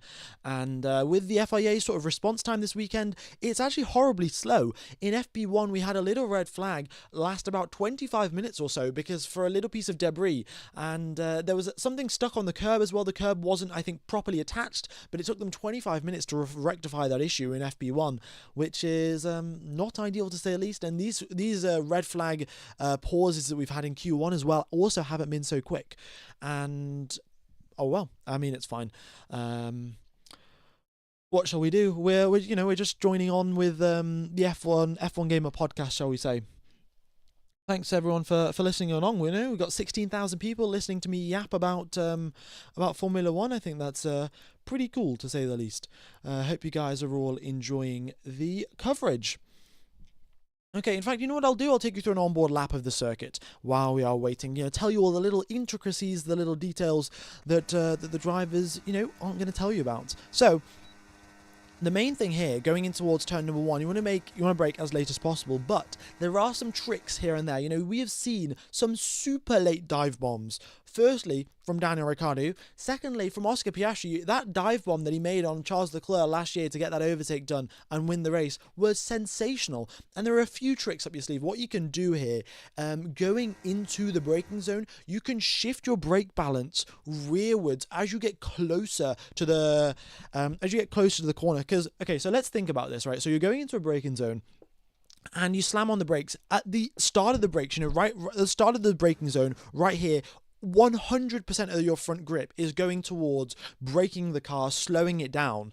And then as you get closer to the corner, at this point here, your front wheels are turning a little bit. You know, they're putting a lot of grip into actually getting this car around the corner. So you can't be braking and turning at the same time. That's what results in a lockup. So Daniel Ricciardo has a few tricks up his sleeve. That's what he uses to get all these dive bombs to work. What you do is you turn up the engine braking on your rear wheels, because all of the Formula One cars are rear wheel drive. You ramp up the engine braking right at the end of the braking zone. So while your front tires are doing the steering, your rear tires are doing the braking, and that allows you to brake so much later and pull off these incredible dive bombs. And I think maybe, you know, Oscar Piastri heard something from his fellow Australian and pulled off a very similar move in 2024. So, you know, if you see drivers playing around with engine settings in the braking zone itself, that is exactly what they're doing. They're messing with the engine braking as they go into the later stages of the corner to get the most possible braking performance and to send some dive bombs down the inside. And Nico Rosberg also heard some of these tips, but he actually bleeped them out on his podcast. When he was talking about them, he was like, "Oh, I'm not gonna reveal this to the public," even though Nico Rosberg is no longer racing in Formula One. All right, so we've had a little bit of dive bomb knowledge there, and now going in towards turn number 3, the big thing that you want to do here is actually when you're defending against someone, right? So the person behind you, they've got a DRS, they've got a slipstream, and it's quite likely that they're going to get side by side with you. But the most important thing for you sometimes actually is to just drive on the normal racing line. Because if you're on the normal racing line, the other driver, your opponent, is going to have to drive all over the debris and the dirty part of the track, which means when you're going into the braking zone of turn number 3, they very easily could outbrake themselves, because at that point you've got a slipstream, you've got a DRS, so you've got extra top speed, which you're not really used to. You've got to brake a little bit earlier to take that into account. You've also got dirty tires, you've got to take that into account. You've got so many other factors. You've got dirty air from the car in front of you, you've got to take that into account. And yeah, it's quite the complicated thing, and it results in drivers locking up, going straight on, and making defending into turn 3 quite easy. Actually, we've just got the message from race control. Q2 is getting underway in 2 minutes and 40 seconds, folks. 2 minutes and 40 seconds till we get underway for Q2, so that is good news. And I'll continue on through the rest of the circuit tour. So you make your way through turn number 3, 4. These corners are sort of bog standard corners. You want to get a late apex here so you can get a nice good exit. And then you head towards the castle section here. This is the tightest part of the Formula 1 calendar. There's nothing narrower. So we've got the I am stupid corner. None of the corners here in Baku have got names, but this one does, and it's the I am stupid corner. And this exact point here, so from this left-hand side barrier to the right-hand side, 7.4 meters or 7.6 or something along those lines, narrowest part of the Formula 1 calendar. And then you make your way through here. These next, I think 13 and 14, they're both flat. And turn number 15, you got downhill braking here actually. And Verstappen said something really interesting when he was coming into the when he actually locked up in FP1 at this corner. Because you're on a downhill braking zone, what happens is that your front tyres get so much load on them, your rear tyres actually start lifting off the ground, and because they start lifting off the ground, it's so easy to lock them up, especially combine that with the bumps on the ground, the bumps at this zone of the circuit. It causes a huge problem for the drivers, and yeah, they have to raise the ride height just because of the bumps at turn number 15. It's quite interesting actually. But none of that really matters now. We've got a minute left on the clock, and let's get underway, folks. So, folks, let me know what your predictions. Who do you think is going to get eliminated out of Q1? Is it going to be eliminated out of Q2? Sorry. Is it going to be the Astons? Is it going to be Carlos Sainz? One of the Williams is out of the running. Williams, this is supposed to be their big race. If you look at the Constructors' Championship, you can see that. They're in 5th position there, and they want to hold on to that, obviously. And yeah, they need a lot of points because Aston Martin in Singapore, they're going to be incredible. The RBs this weekend are also looking very, very good. Isaac Hadjar up there in 5th position. They're going to get every single point they can get because otherwise, they are going to lose that 5th position and lose out on a bunch of prize money. All right, folks, that is the end of the F1 Gamer podcast. We've got 4 seconds now till the drivers make their way out of the pits. Fantastic. Yeah. Oh, this is interesting. Also, by the way, folks, these are the tire information you can see here. That is incorrect. These were the tires that the drivers ended the Q1 session on, and because they ended the Q1 session on them, they're just showing up on the screen right now. But when they drive out the pits, that's the actual tires that they're going to be using. So Hadjar Alonso is actually out on a used set of tires, but Norris, we don't know yet. He's still in the pit lane, so just take that into account. What are the green dots? The green dots are the DRS detection points, folks. The DRS detection points. So that gives you, that tells you where the drivers will be. If you're within 1 second here of this dot, then you'll get DRS on the next braking zone. Okay. Looks like some of our, we've had some of our moderators are missing this stream by the looks of it, but I think it should be all right. Most of the people in the chat are doing a good job not spamming. So do appreciate everyone that isn't spamming. Goes a long way to keeping. Oh no, had just gone down the escape road on his outlap. He's just brought out the yellow flag, folks. No red flag just yet. Yeah, we've Hadjar reverses out onto the circuit, and he now gets going, sticks the car in neutral, and then first gear, and now continues on. Good to see. Good to see. Okay. Alrighty then. Yeah, I also don't know why people are typing 67. I mean, if you're typing the number of your driver, if you're typing car number 16 for Charles Leclerc, it makes sense. But we haven't got a number 67. We've got number 63, George Russell. We've got number 87, Oliver Behrman, but no 67. Anyway, 30 minutes left on the clock. Carlos Sainz is the first driver to start a flying lap. Here we go then, ladies and gents. Carlos Sainz on a set of medium tires. Is he going to do a double warm-up? Is he going to be doing a flying lap out the gates? It looks like he might be doing a warm-up. 67 is a meme. Interesting. Well, I guess I don't know what meme it is, but oh well. We've got Fernando Alonso up there.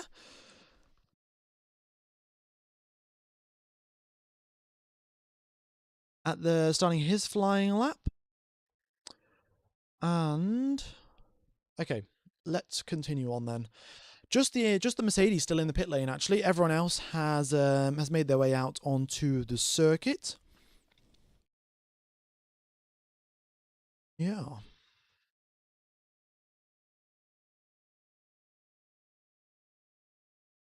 Okay. So we've got qualifying underway, and another yellow flag. That's Hamilton. Oh, what Behrman? Oh, Behrman's had engine issues. He's stopped at the side of the road. Red flag number 4. Oh my god, this qualifying session is going to take 2 hours. We've got Behrman with engine issues. He's stopped on the side of the road. Goodness me, Oliver Behrman. The Ferrari power unit, I don't know what's happened. Has it taken a leaf through the intake or something? What's gone on? Because the Ferrari power unit issues, they haven't really had many issues this season. The Mercedes power unit have had a few more, but the Ferrari power unit that's in the Haas has been fairly reliable. So, there are some leaves and stuff around on the circuit, but I'm sure the leaves haven't caused any problems. He's got a leaf stuck in the engine cylinder, and that's what's caused him to break down. I don't think that's what's happened. He hit the barrier. Never mind. I don't think it's engine problems. He hit the barrier on the exit at turn number 2. And that has resulted in some engine issues because in fact, I'll show you what he's done firstly, and then I'll explain why that has caused engine issues. So he is making his way through turn number 2, and in fact, he's just gone. There we go. So this is turn number 1. He's doing just fine through here. He makes it in towards turn number 2. Also good on the entry, and a little bit late on. He gets on the power a little bit too early. The rear of the car snaps out, and at this point here, the rear of his car goes into this Pirelli barrier on the right-hand side, and it sort of slides into it at a fairly high speed, really. And you can see here we're going about 55 miles per hour, accelerating up to 60 or so, and I'm doing 55. I'm sure Behrman's probably doing 70 or something like that. But regardless, what happens is he gets a shock flying through. He gets an impact on the side of his rear axle, and then of course the rear axle is attached to the gearbox, and the gearbox is attached to the engine. So somewhere in that link, the rear axle to the gearbox to the engine, something has got damaged through that impact. Of course, his rear wheel got damaged, it wasn't aligned properly, but then again, that has been transferred potentially through to the gearbox, and he's had to stop, because we did see Lando Norris, he had a rear, he hit his car into the barrier in a very similar fashion, damaged his rear suspension, and the wheel was totally out of alignment, but he held it in second gear and just drove back to the pits at a very slow, leisurely pace, because his car would continue on. Oliver Behrman, unfortunately, couldn't do that for whatever reason. Maybe, his team told him to stop the car at the side of the road, maybe he just couldn't shift out of second gear, or he had just lost power, but yeah, he stopped on the side of the track, and there's a tractor gone to pick him up.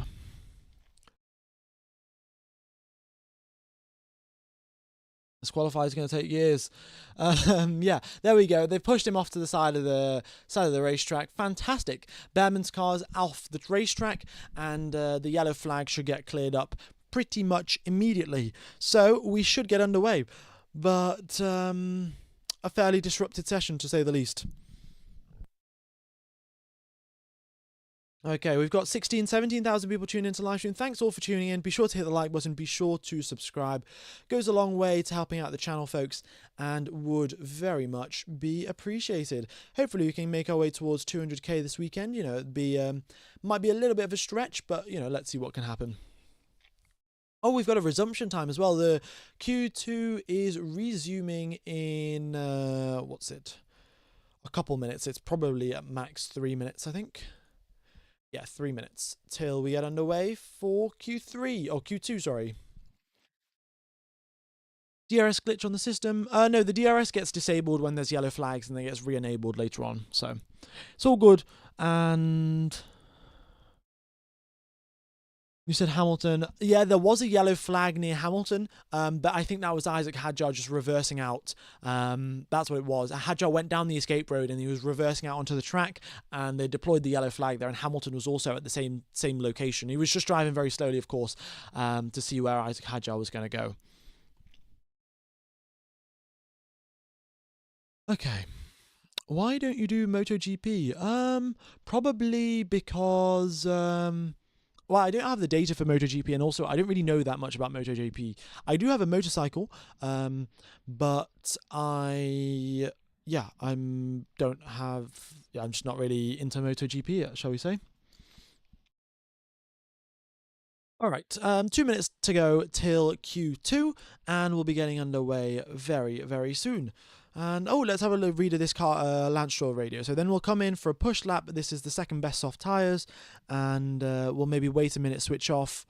Okay, so essentially they're just telling his run plan to Lance Stroll, and typically it's just going to be a sort of a Q3 like run plan with 12 minutes left on the clock. It's pretty much just going to be identical to what the drivers are going to do in Q3.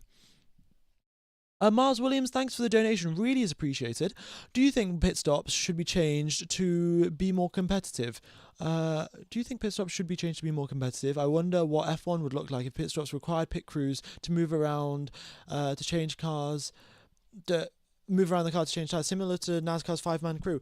Honestly, that would be a really cool idea, and I did think about that, but the sort of downside to that is what it would do is it would increase the amount of time that the drivers spend in the pit lane, and what that will do is make two-stop strategies a lot less attractive. And I think a lot of the races where we've seen so much action and so much drama have been two-stop races, because we have loads of different strategy options.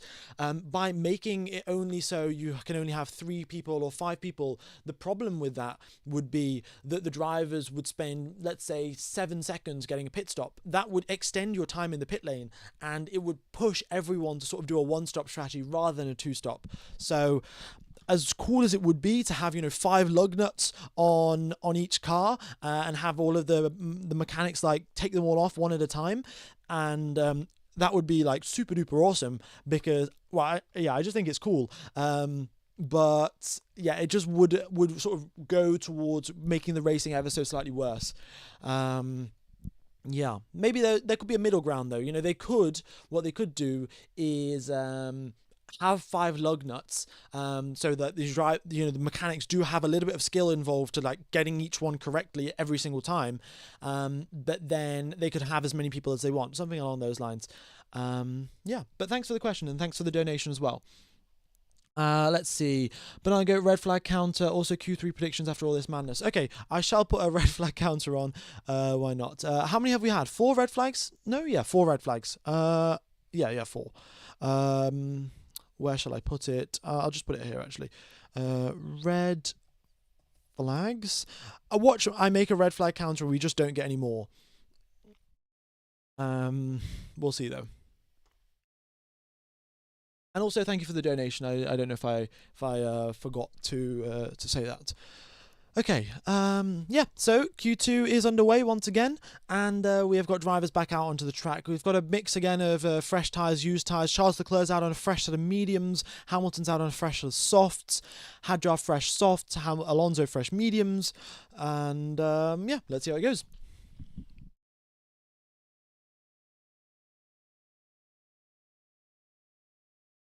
All right, let's have a look. What is the record of number of red flags? Record red flags in F1 quali. Let's see. What is it saying? I don't know actually. It's oh, it's 5 actually, I think. I think it's 5. I can't remember. It might have been 6. Okay, 5. Well, there we go. We're only one away then. One away. Not too shabby, not too shabby.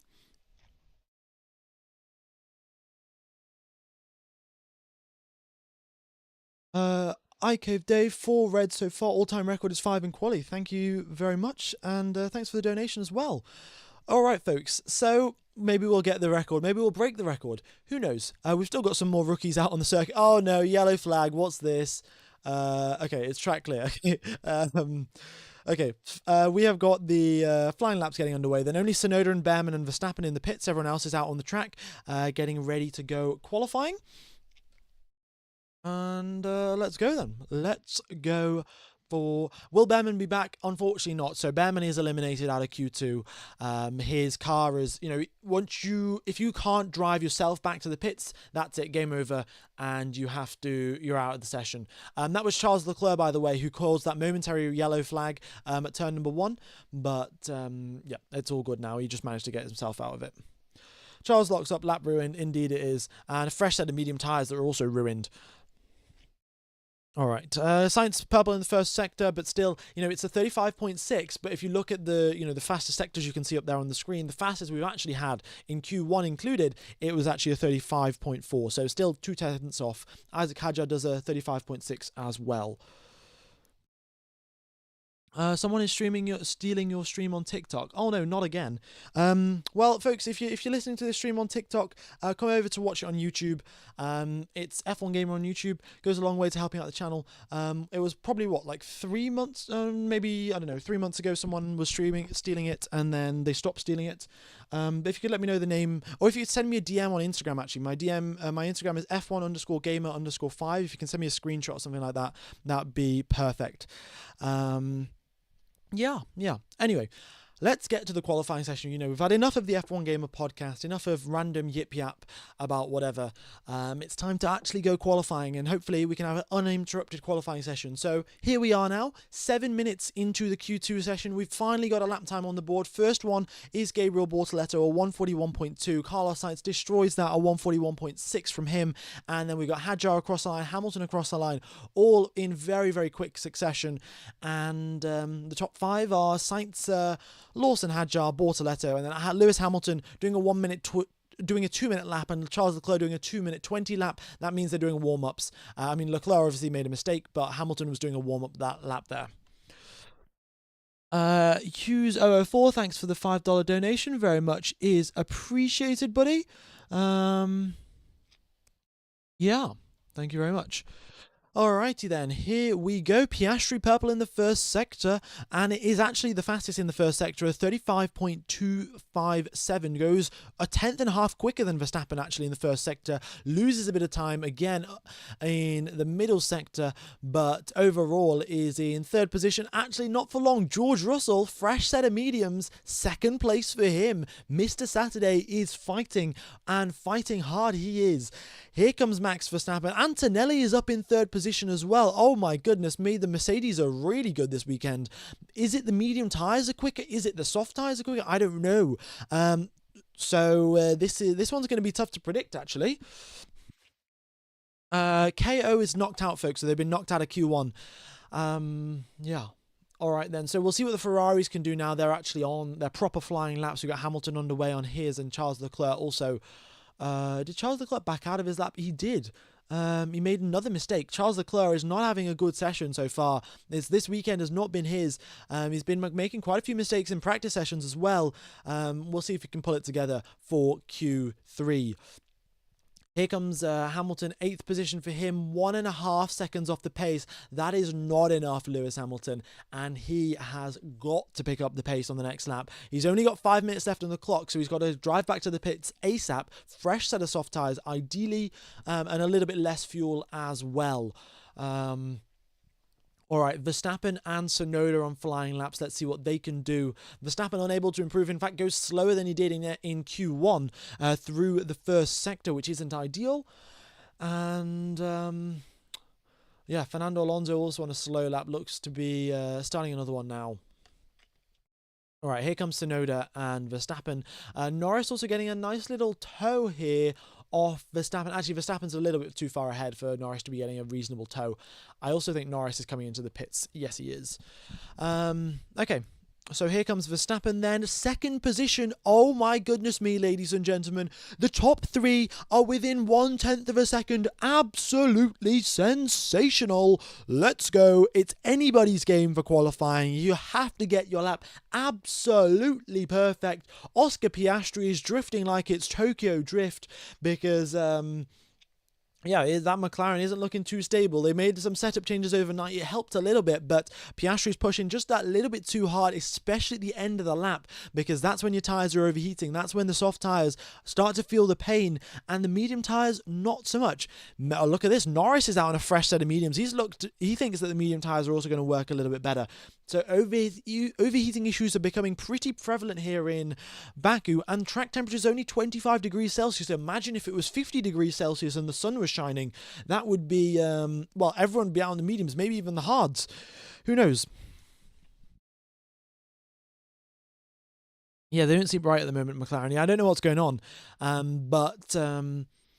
Yeah, just from the start of the weekend, maybe there's simulations, because all of these teams, they do simulations beforehand of what will be the ideal sort of setup, and based off that, they pick the setup for the weekend. So McLaren may have just started right from the wrong place. You know, if they've started at the wrong foundation, their final setup at the end of the weekend is just not going to be all that amazing. So that might be an issue for McLaren, because for the rest of the weekends, they've been pretty flawless, and their car's been pretty strong.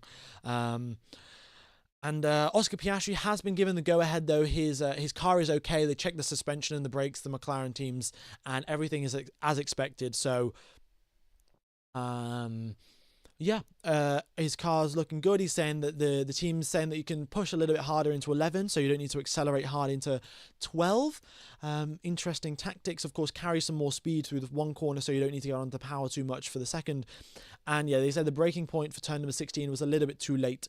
And that's the thing, turn number 16, it is not about braking late, it is slow in, fast out. That is the motto for turn number 16, because that is how you gain the most lap time as you can. Okay. So, here we go then. 3 minutes left on the clock. Currently, the elimination zone contains Lance Stroll, Gabriel Bortoleto, Fernando Alonso, Charles Leclerc, and Oliver Behrman. Behrman is 100% eliminated. Fernando Alonso's on a flying lap. We'll see if he can improve. And the rest of the drivers now are on their out laps with 2 minutes 40 seconds left on the clock. They'll be looking to start their flying laps probably with a minute or so left. Raul, thanks for the $2 donation. Very much is appreciated, buddy. Thanks everyone that has sent in a donation. It goes a long way to helping out the channel and making sure that I can get good internet and a good quality mic and stuff like that. So very much is appreciated. Right. We'll also keep our eyes out for the toes here. Is Stroll going to get a toe off Alonso? By the looks of it, he is not going to get a toe. Is anyone else lining up some nice toes here as they come down the start-finish straight? Ooh, is Leclerc getting one off Sainz? No, Sainz backs out, says, Leclerc, go ahead. I don't want to be giving you a toe. But Leclerc doesn't need a toe. He's purple in the middle sector and looking very, very racy indeed on a fresh set of medium tyres, might I point out. Look at this. We're in Q2 and we've only got 4 drivers out on mediums. Everyone else, or 4 drivers out on softs. Everyone else is out on mediums. Alonso improves up into 8th position. Nice to see there from him. And now here comes Charles Leclerc. Where's he going to go? 4th position. But look at that. The top 4 are 4 different teams. Great to see. Oh, yellow flag. Where is that yellow flag? It's at turn 16. Norris may have had some issues, but he's all good now. And yeah, yellow flag quickly turned into a green flag. Okay, 1 minute left on the clock. You got to start your flying lap now or never, ladies and gents. Now or never. This is it. Who's going to make it through into Q3, sorry.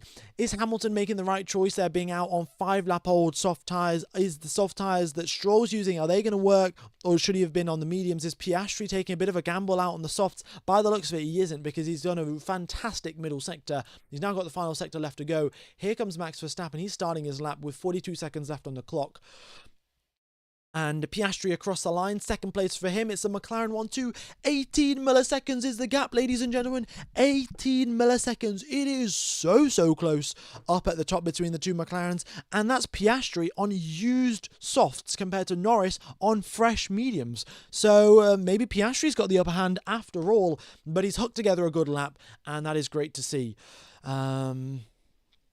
Again, I'd like to point out here, folks, if George Russell actually... Oh, this is really interesting. If George Russell hooks together his perfect sectors, if every single sector is absolutely perfect from George Russell, he's the fastest driver on the circuit. So Mercedes have got some pace. Russell just has to unlock it. He has to do everything millimeter perfect. But his theoretical best lap time is the quickest out of all drivers on the circuit right now. Okay, here we go then. The timer has hit 0. The checkered flag is out, and Q2 is finished. So we've got Liam Lawson across the line, 7th place for him. It's going to be close for him, but look at that gap, folks. 1st position down into 7th. The gap is only a 10th and a half. It is so tight here in Formula 1. Fernando Alonso aborts his lap, comes out. Just comes into the pits. That's 10th position for him. And very, very borderline. Here comes Yuki Tsunoda. Is he going to knock Fernando Alonso out of Q2? Yes, he is, by the finest of margins. Tsunoda's only up to 10th, and Bortoleto doesn't improve. Lewis Hamilton is eliminated. Oh my God. I don't know what happened there, but he's on the soft tyres, and clearly the soft tyres aren't that slow. I was about to blame Ferrari and say, oh, you should have sent him out on the mediums, but Oscar Piastri... Wait, Verstappen's just gone first. I didn't even notice. Oh my goodness me. You know what I said about George Russell having the theoretical best lap time? Yeah, that's just gone out the window. Max Verstappen has destroyed that. And what a lap from him. He is still not beaten the lap record from 2023 that Charles Leclerc set. Still a little bit more lap time remaining for that. But... great lap there from Max, and what I was saying earlier, the soft tyres really aren't that bad. Piastri set a lap time pretty much identical to his teammate on a used set of softs, so that is once again down to Lewis Hamilton. Very, very unfortunate. I thought this weekend was the weekend that things were going to turn around. In practice, he was looking so much closer to Charles Leclerc, but here we are. Q2 has happened, and Hamilton is again knocked out. Okay. Bortoleto's over the radio saying he's apologizing over the radio, saying, "Oh, I couldn't put it together," and I feel for him, but he's managed to get a Sauber up into 13th place. It's still a very, very good job there from the rookie. Yeah. Okay then, folks. Who is it going to be for pole position? Look at this gap. It's so close. The top 6 within a quarter of a second of each other. A quarter of a second, you can gain 0.3 of a second from just a toe. So who's going to be getting a toe? Who's going to be giving a toe? Are we going to see papaya rules saying Lando Norris give a toe to Piastri on the first run and Piastri give a toe to Norris on the second run? Are we going to see that? Or are Mercedes going to do that? Are they going to sacrifice Kimi Antonelli and say, we know George Russell's pretty quick, give him a toe? I don't think they can really make a case for that this weekend, because Antonelli 9 milliseconds off George Russell in the Q2 lap times. Yeah, are the two teammates working together? You know, we could have the two McLarens work together, we could have the two Mercedes work together, we could have the two Racing Bulls work together. You know, the Racing Bulls have also got nothing to lose, really. Both of them don't want to get demoted to the Red Bull team, so why not work together, give each other mega toes, and potentially get up on the front row? Hadjar's put together some pretty sensational laps before. He did it in Monza. Will he be able to do it again? Oh, sorry, not in Monza. He did it in Baku. Not Baku. Wait, he did it in Zandvoort. Yeah. Okay. Oh, you got adverts. Apologies, folks. I forgot to press the block button. YouTube just, is sending ads everywhere, left, right, and center. And I have to constantly be pressing the block button to do it. And I was reading some of the Formula One news on my phone, so do apologize. Hopefully you don't get any more. Okay. Here we go then, folks. We have got the session is starting in 4 minutes time. Q3 is starting in 4 minutes. So let me just pop the timer up on the screen and we'll be getting underway very, very shortly. Okay. Go then. Fantastic. Brilliant. Also, folks, I would like to point out, we've got 20,000 people or something like that watching the stream. We have got a 60% chance of rain according to a local Azerbaijan news forecast or weather forecast tomorrow. 60% chance of rain. So I'm going to tell you, this race is not one you want to miss, because in qualifying, we've had enough chaos. Just imagine a wet race, like if we have intermediate conditions and stuff like that, it's going to be simply sensational to watch the action around here in Baku tomorrow. So yeah, would highly recommend that you guys tune in. Even if we do get a McLaren 1-2 in quali, which I think is quite unlikely given how close Verstappen and Russell are, it's going to be a super duper exciting race. Max might break the lap record. Indeed, he might. I mean, he's only a few milliseconds off, 1/10 quicker. And in fact, if you look at Max Verstappen's ideal lap time, that would actually break the lap record. So if Verstappen hooks together his perfect sector 1, 2, and 3, he breaks the lap record.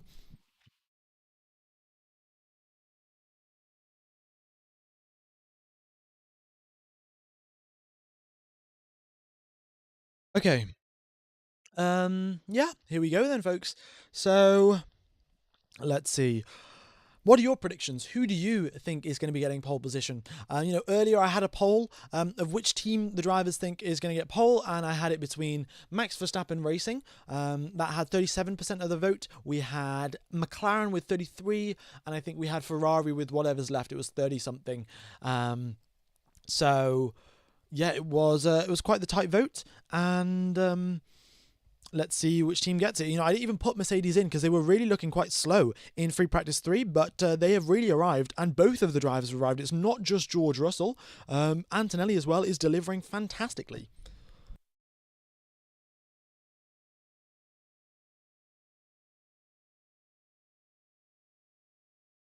Okie dokes then. Here we go. Q on in 1 minute and 30 seconds. Fantastic, fantastic. News report suggests certainly tomorrow will be rain. Well, what can I tell you? It's going to be fantastic, isn't it?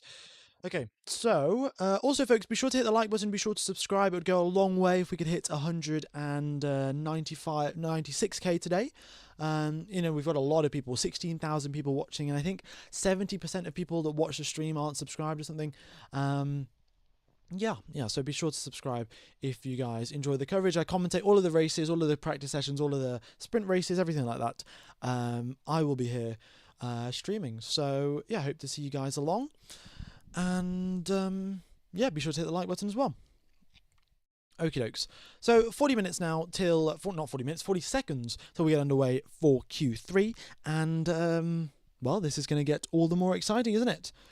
Yuki Tsunoda's also managed to make it through. Actually, this would be prime time. You know Tsunoda has not got enough pace. We saw this in Q2. Tsunoda, would Red Bull sacrifice Tsunoda to give Max Verstappen the most amazing tow the world has ever seen? I think Red Bull would. I think Red Bull would do that. So let's see what happens. Because we know Red Bull very clearly have a number one, number two, and it's also not like Tsunoda is showing signs of putting together a quick lap. You know, Russell and Antonelli, they're very close to each other, so you can't make the argument and just say, oh yeah, Antonelli deserves to just give up the position and give Russell a tow because he's right there with him. You can make the argument there for Yuki Tsunoda. Anyway, folks, the timer has hit 0, and as you can see, the clock is ticking down here. And we are getting the drivers. They will be coming out onto the track shortly. They're all just waiting around a little bit. It looks like the McLarens are the first to leave the garage. Oscar's just sandbagging until Q3. Yeah, Oscar, I mean, a lot of drivers here, and it happens quite often in these sort of stop-start jumpy sessions. The drivers do just manage to hook it together in Q3. Like, they reach this sort of transcendental state of focus and flow, and everything just fades, and it's just them and the car and a Q3 lap, and they can put together something sensational. You know, we've seen it from Max before. We've seen it on other occasions from Alonso in the past, to Hamilton when in Singapore 2018, when he broke the simulator time. Like, the simulator calculated the fastest possible time that the car could do, and Hamilton went quicker than that. Like, it's been done before. It can happen again.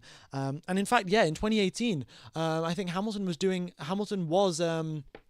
was having quite a bad qualifying session at that time, and then just in the final Q3 lap managed to put it all together. So, you know, someone could come out the blue and put a lap together. It could be Charles Leclerc, you know. I think it might be him. Okay. What does age mean? Age means how old the tyres are, how many laps they've done before. So we have got all of the drivers apart from Verstappen out on the circuit. You can see here 2-lap-old tyres there for Norris, 0 fresh tyres for Piastri, fresh tyres for Russell, used tyres for Antonelli, fresh for Leclerc, softs for Lawson and Hadjar. Sainz is on mediums, Tsunoda's on mediums, and they're also used as well, and Verstappen still in the pit lane. Okay.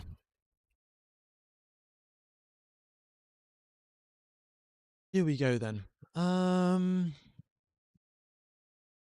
Yeah, and I mean, another occasion of those sort of perfect laps was, 2021 Saudi Arabia, where Max nearly put it together. The entire lap was almost perfect, apart from the final corner, of course. Yeah, we've had a few of those. Maybe it'll happen again. I think Charles Leclerc might have the ability to do so. Let's see. Will the Ferrari delusion live on? Because currently, you know, Ferrari are in their is the meme? Yeah, Ferrari are in the "it's so over" phase right now. But you know, the delusion lives on strong, and Charles Leclerc could be getting a pole position to his name, 5 consecutive poles. But Lawson's currently out on a run here, and so is Hadjar. Norris and Russell starting their flying laps as well. Let's see what he can do. Spots of rain, interesting. We'll keep an eye out. Yeah, saw some team radios here from Lawson getting drops of rain out of the car. The track is still dry though. Yeah, tiny little drops of rain shouldn't affect things too much. But that is it. Also, Ferrari have just told Charles Leclerc to say there will be mode push before the last corner. I mean, you know, I get that engineers just have to convey information to their drivers, but obviously Charles Leclerc is going to go on mode push. Oh, is that Russell? Double yellow. Oh, okay, manages to keep going. I thought that was going to be a red flag again, but no, Russell went down the escape road. He did ruin his teammate's push lap, I think. But regardless, he continues on. He ruined Norris's lap as well, actually. Norris, you can see there, just all yellow from him because he had to back out of it. Yeah, Norris. But Piastri, purple in the first sector, and that is still 6/10 slower though. Look at that. He goes a 35.8. If you look on the right-hand side of the screen, you can see the fastest first sector that Piastri has set is a 35.2, 6/10 slower. What's going on? All right, Sainz is 141.6 from him, and yeah, here comes Hadjar. He's 3/10 off Liam Lawson. Lawson doing quite well actually this weekend. Let's see what happens. How to watch for free with a VPN. Folks, if you're interested in watching the coverage for free, or well, for $2 using a VPN, you join an Austrian VPN server and you search ORF F1, and then you can watch Formula 1. There's a link in the description to Surfshark VPN. It goes a long way. It helps the channel out as well. Is that Charles at turn 15? That is Charles at turn 15. There's a red flag. Red flag number 5, ladies and gentlemen. Charles Leclerc at turn number 15 has stopped at the side of the circuit, and Oscar Piastri, Lando Norris are all on flying laps. They've all been aborted because Charles Leclerc is in the barriers. What did I say? Oh wait, where's the meme? It's yeah.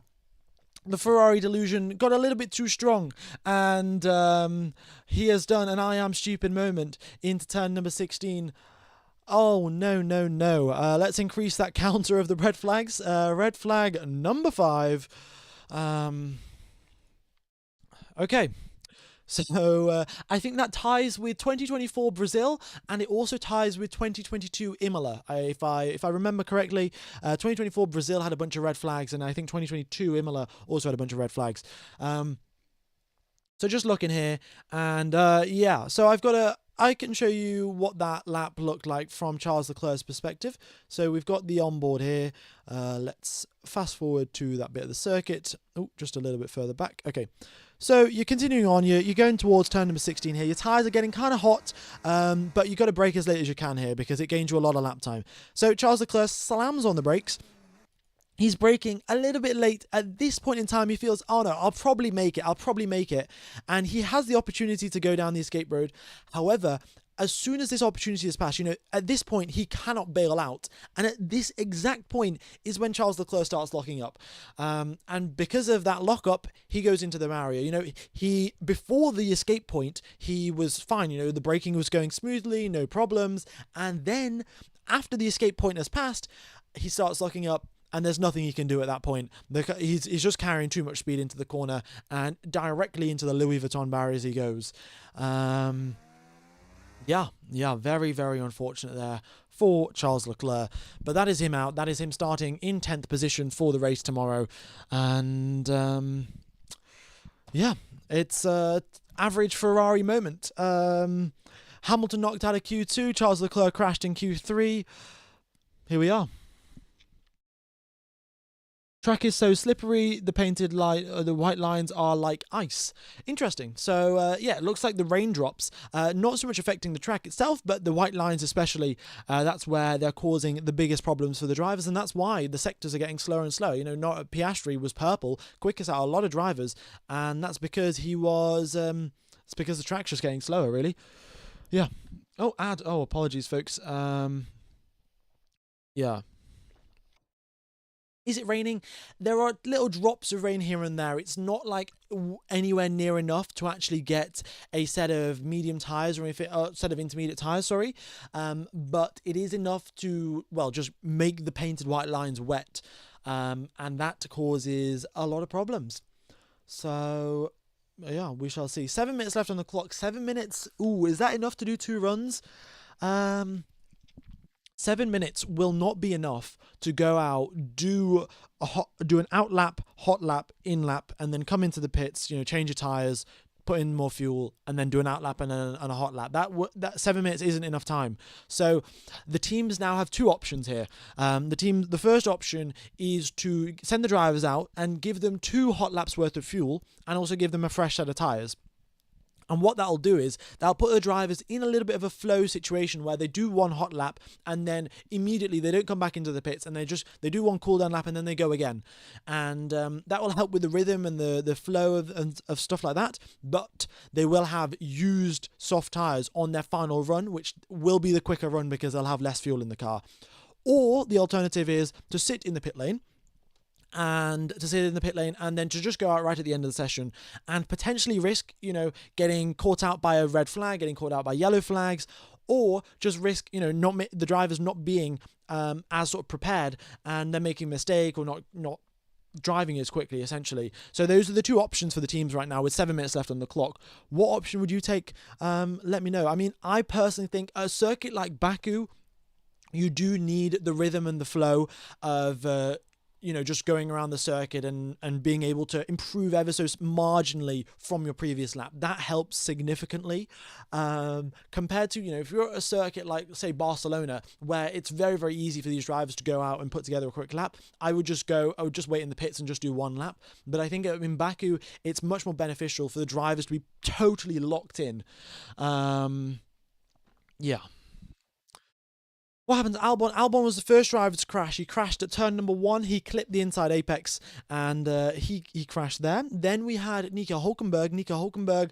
At turn number 4, he brought out he crashed into the barrier, but only broke his front wing, got back to the pits, and that was that for Nico Hulkenberg. And then who else did we have? We had Colapinto and Gasly. Gasly went down the escape road. Colapinto carried too much speed and crashed. And then we had Ollie Behrman, who hit the barrier on the exit turn number 2, and he and then he had to stop on the side of the track because he had some problem there. So those were the 4 red flags, and the 5th one here, Charles Leclerc into the barriers at turn 16. No one's going to beat Sainz this time? Well, we'll see. With the rain getting... will the rain get more intense? Will it not? The drizzle is heavy. Carlos Sainz, 55, he is at the Baku Street Circuit. He has just come over the chat and has just said the rain is getting heavier. The wind is also looking reasonably strong here. And... what that could mean is that the painted white lines get slipperier and slipperier, and drivers unable to improve on lap time, and Carlos Sainz ends up in first position. Kimi Antonelli has been noted for a red flag infringement, and we'll see what happens. He got noted earlier for a yellow flag infringement, and now he's getting noted for a red flag one. Also, I'd like to point out here, folks, it's just it says rain is yes. Lunar Echo, thanks for the donation. Carlos about to pull a 2022 Brazil K-Mag pole. Yeah, that might just happen. Who knows? But the rain is yes, and we can see, in fact, some raindrops here on the cameras as well. So it could be a pole position here for Carlos Sainz. Let's wait and see. We still haven't got an official resume time yet. They've cleared up Charles Leclerc's car, but he did have an impact at quite a high speed. So because of that, they are going to have to check the barriers thoroughly before they get going again. Okay. Also, folks, if you haven't hit the subscribe button, be sure to do so. Would very, very much be appreciated. Hopefully we can get to, I don't think we're going to hit 196, but maybe 195.5 would be pretty cool. And, be sure to hit the like button as well. We'll be getting towards 3,000 likes. Is this the longest qualifying session? It might just be. Who knows? But, the sun has come out. Wait, what's gone on here? It was raining moments ago, and the sun has come out, and now Carlos Sainz 55 in the chat has just said drizzle is fading away. So the drizzle is gone, the sun has come out, but is that going to be enough time? Is the sun going to evaporate all of the water that's just arrived? Probably not, especially with track temperature down at 24 degrees Celsius. That is not helping grip levels. Folks, is Carlos Sainz getting pole position? I'm going to make a poll, actually. Carlos on Sainz pole ? Let's see. Is Sainz going to get a pole position? Is he not? Yeah, the FIA is still not resuming the session, so I don't really know what's going on here. Well, I do know what's going on. They're checking the barriers, but it's just taking them an awful long time to do so. Yeah. All right, I'm going to have a quick sip of water because my throat is really starting to hurt because this is quite the long qualifying session. I've been streaming for how long now? 2 hours, 10 minutes.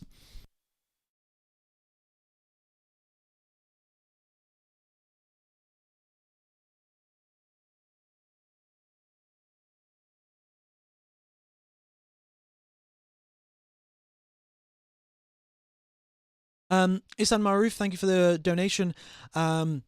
Why are there so many locked brakes? It's because the drivers just...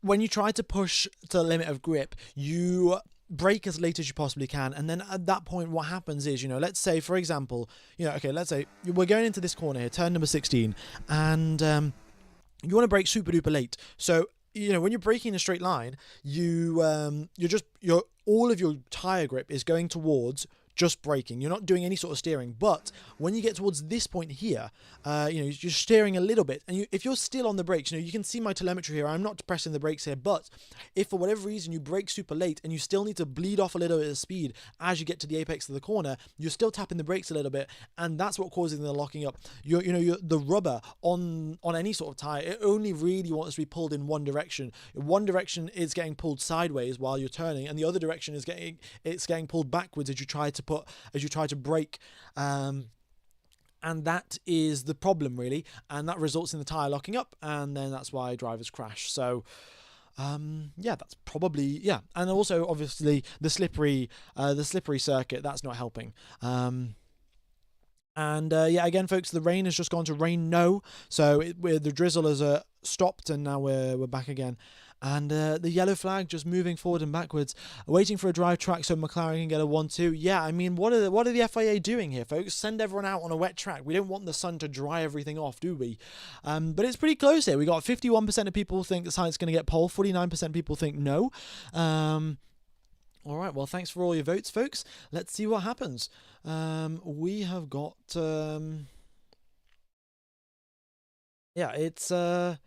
it's going to be tight. It is going to be very, very tight indeed. All right, session's resuming, folks. Session is resuming in 3 minutes' time. We've got the official message from the FIA. All right. I'll put the timer up on the screen, and let the time start ticking. Here we go then. Fantastic, fantastic. In science we trust. Well, let's see. Because even when there was just a little bit of rain, you could see that radio message there from Lawson saying, I mean, it's really hard to tell. I just had a lot of sliding, and I don't know why I struggled so much more. So, that sort of reason is coming from the slippery white lines. You say the radio message on the right hand side there, okay Liam, there are reports of slippery tracks and lines are slippery, what do you think about the balance? So of course, Liam Lawson isn't particularly sure. He's trying to stay away from these slippery white lines, but we did see some other drivers have some problems there, so who knows what will happen. Will Carlos Sainz get pole position? Will Williams return to its glory days with a pole? What's going to happen here? Surprised it's not another 10-15 minutes away, so it's drier. Well, they have to resume it at some point, and they finally finish checking all the barriers, making sure everything's all good. And with 1 minute and 30 seconds left on the clock, we've got drivers now getting ready to go out onto the circuit. And the big thing really here, folks, these sector times that you can see here on the right-hand side, those will be the things to keep your eye on. You've got to remember here, the sector times that Carlos Sainz did, a 35.8 is what Sainz did in the first sector. He did a 40.5 in the middle and a 25.1 in the final sector. So if you can sort of keep those in mind or remember approximately, I'll remember them.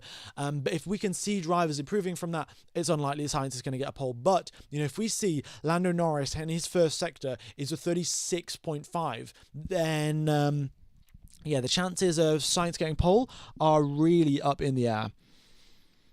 Oh, not really up in the air, really quite lightly. Is Leclerc back? No, Leclerc is definitely not taking part in this quali session again. He's out.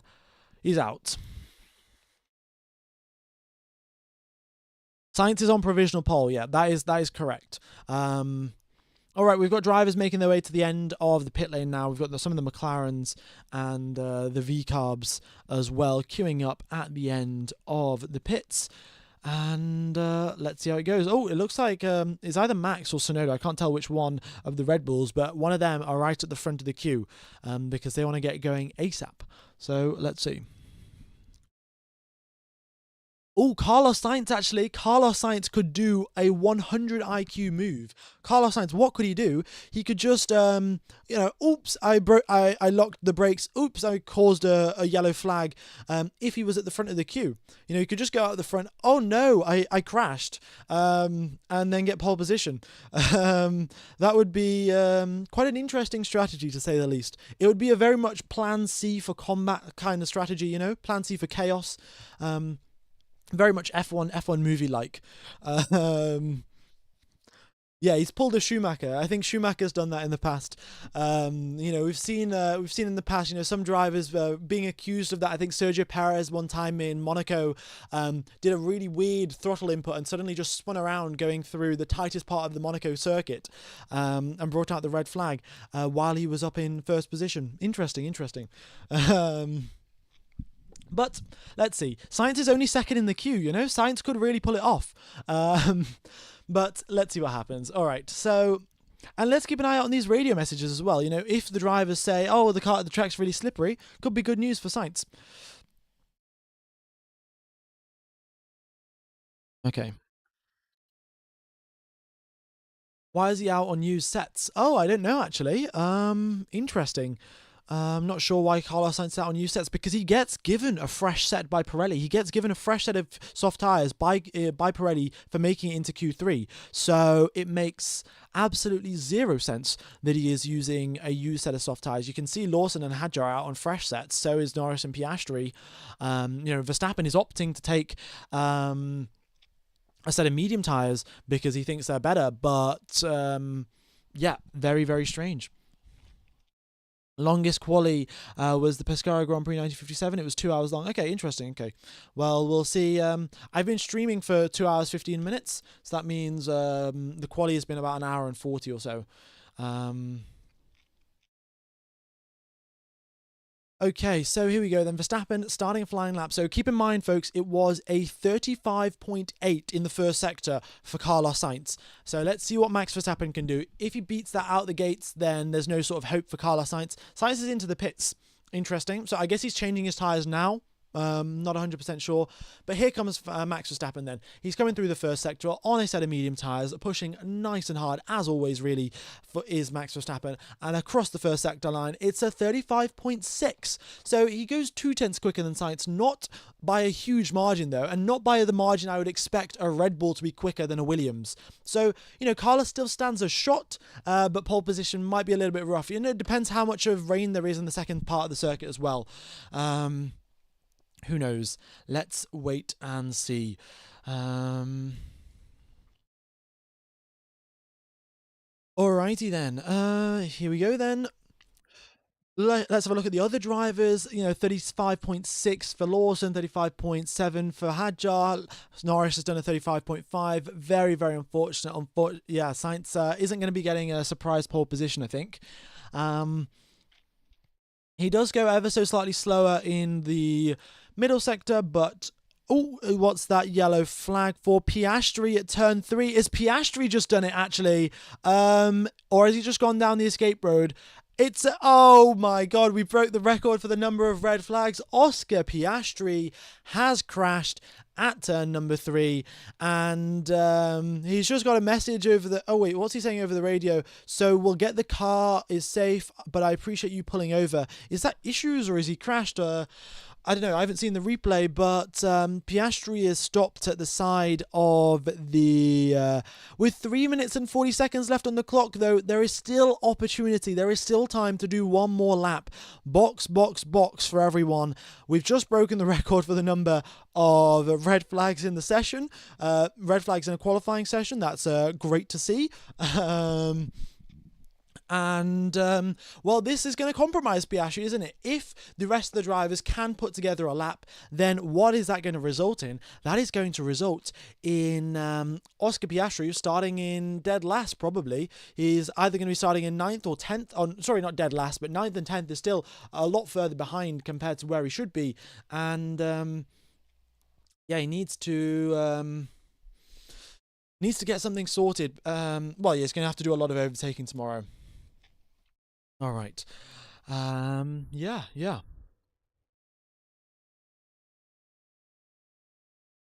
So let's see how it goes for him.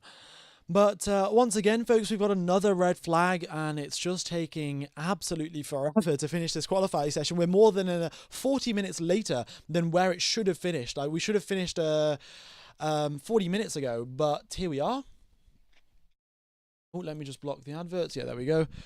All right, is Carlos Sainz going to be getting pole position? Well, the rain is still saying no, folks, so it's not like the rain's going to be slowing stuff down, and clearly the track was improving. Norris just went purple. But that'd be an interesting front row, to say the least, Sainz and Lawson. We just need one more crash, folks. One more crash, and no one will be able to set a lap time, and then that'll be it. So, is that going to happen? Who knows? We haven't got any rookies. Oh no, we do. We have got Hadjar and Lawson. So maybe they will be bringing out the red flag for us. Let's see what happens. Okay.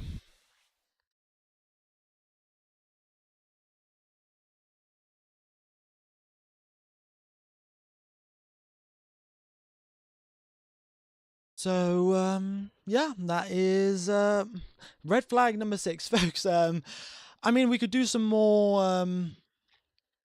F1 trivia while we're waiting, I guess. Yeah.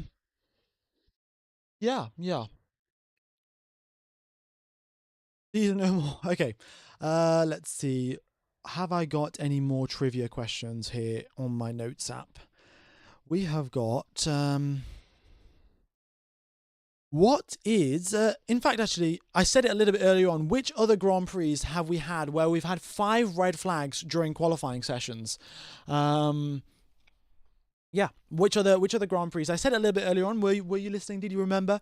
That shall be our trivia question number 1 while we wait. Let's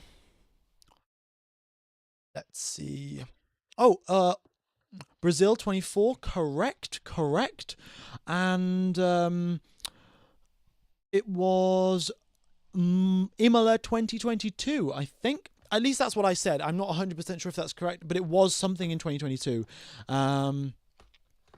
Yeah, those are the 2. And now, trivia question number 2. Which driver has got the most Q1 exits in Formula 1 history? You know, it's an interesting question, but I'm sure a lot of you know it. And also, to go along with that question, which driver got a front row start in a Williams in 2017 at this circuit? Who is it going to be? It is, the answer once again is Lance Stroll. Lance Stroll, in fact, 2017 in the Williams, was on the front row here in quali. And really, really good drive from him then. But he has also got the most Q1 exits. Quite the interesting pair of stats there. Better quali than any better than any Monaco quali in the past 10 years. Oh, folks, we've just got a track clear. Thanks for the donation as well. Balthia, very much is appreciated. Okay.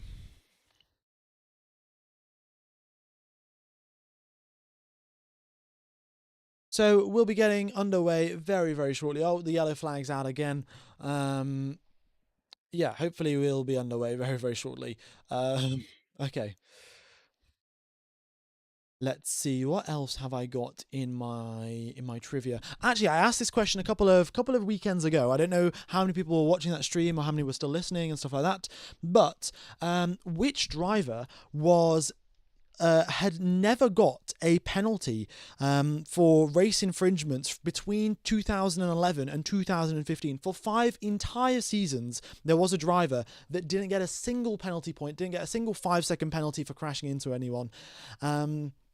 Which was that driver between 2011 and 2015?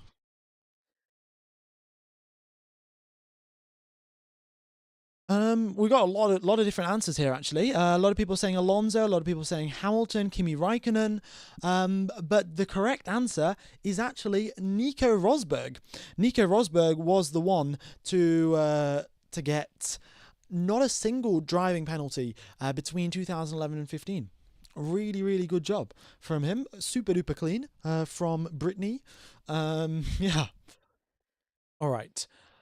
3 minutes and 41 seconds left. So this is just enough for one run. And now the drivers are, they're going to take one chance, basically. They're going to say either we're going to go right at the start or we're going to go right at the end. Of course, you go right at the end, you do risk, having these issues ahead of you and you not being able to complete your lap. If you go right at the start, you're going to have slightly worse conditions. But who knows what's going to happen? Who knows what is going to happen? Right. Yeah, Nico Rosberg. Okay. What other stats? Have I got any other stats that I have got saved? No,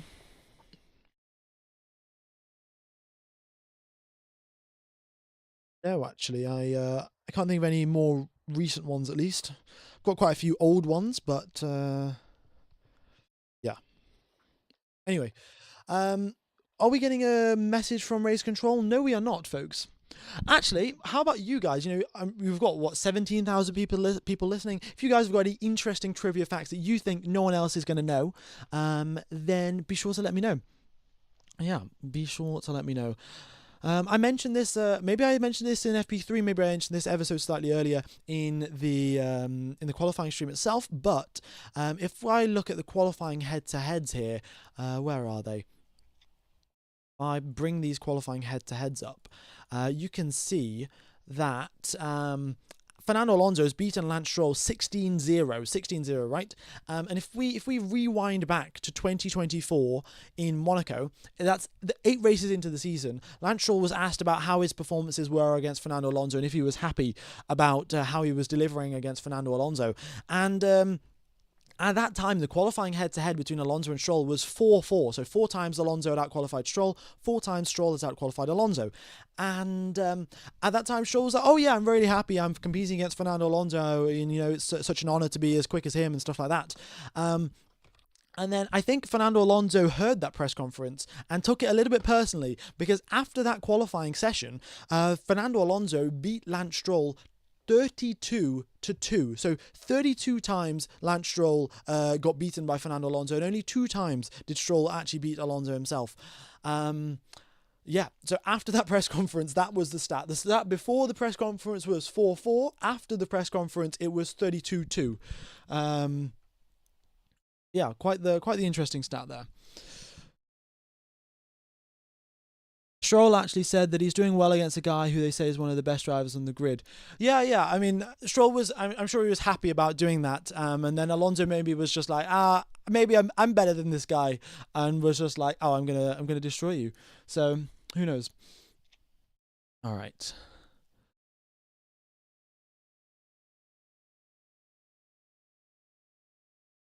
Fernando Alonso has a condition where his right pectoral muscle isn't fully developed, so he's technically missing a right pec. Interesting, I did not know that.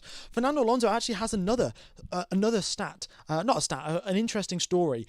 Back in 2015, Alonso was testing the McLaren Honda, and it wasn't going so well. As we know, the McLaren Honda wasn't just so great, really. And folks, the session's resuming in 4 minutes. Let's go. Okay. So here we go then. Session is resuming in 4 minutes time. Let's just pop the timer up on the screen.